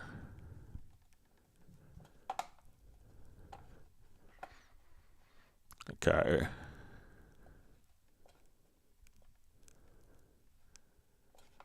Let me just find, maybe we'll try to snare. So especially with drums, like, we may be able to adjust the threshold, and we could see kind of exactly, we can see the lines that probably, when we look at this, is probably going to be a snare hit. This may be a track that's kind of bleeding through. So we could see kind of just if there's no amplitude when there was kind of a rhythmic activity. And then we also kind of have the intensity. So this could give you just a barometer of, how much that we want. And this is more of a musical context of kind of like, not necessarily just the amplitude, but maybe kind of like the full body, like intended source of the sound. So this gives us kind of another way of being able to kind of mitigate, especially with drum triggers. Like we can see that as we adjust the intensity here, that we could get often a more accurate reading of what is kind of, I think it also takes into account like some similarities in frequencies.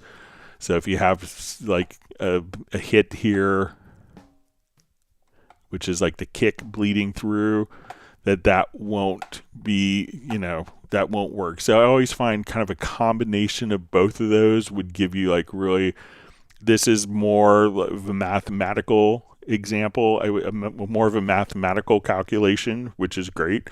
And this is more of a musical calculation, I would say. That's how I would describe it.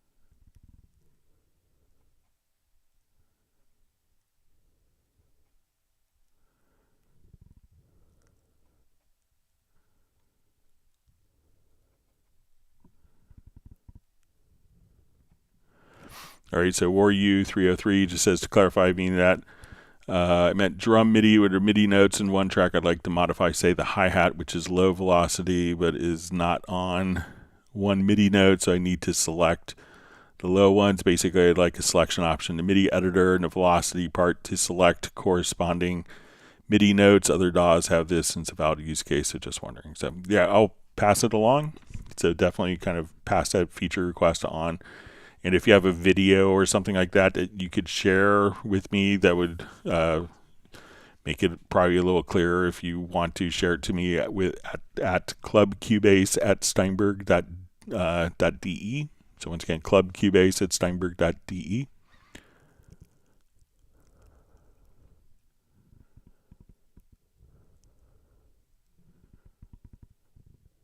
All right.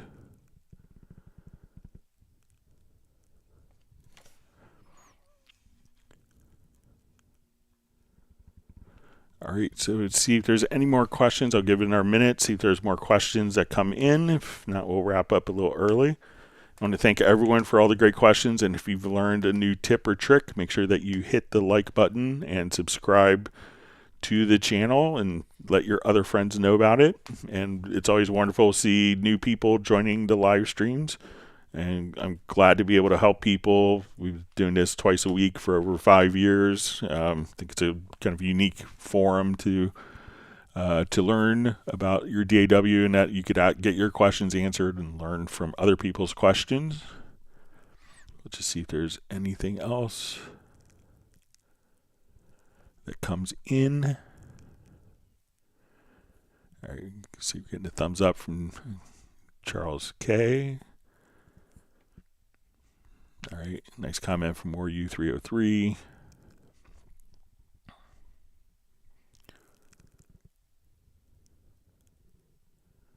All right, great to see Capital Razor on.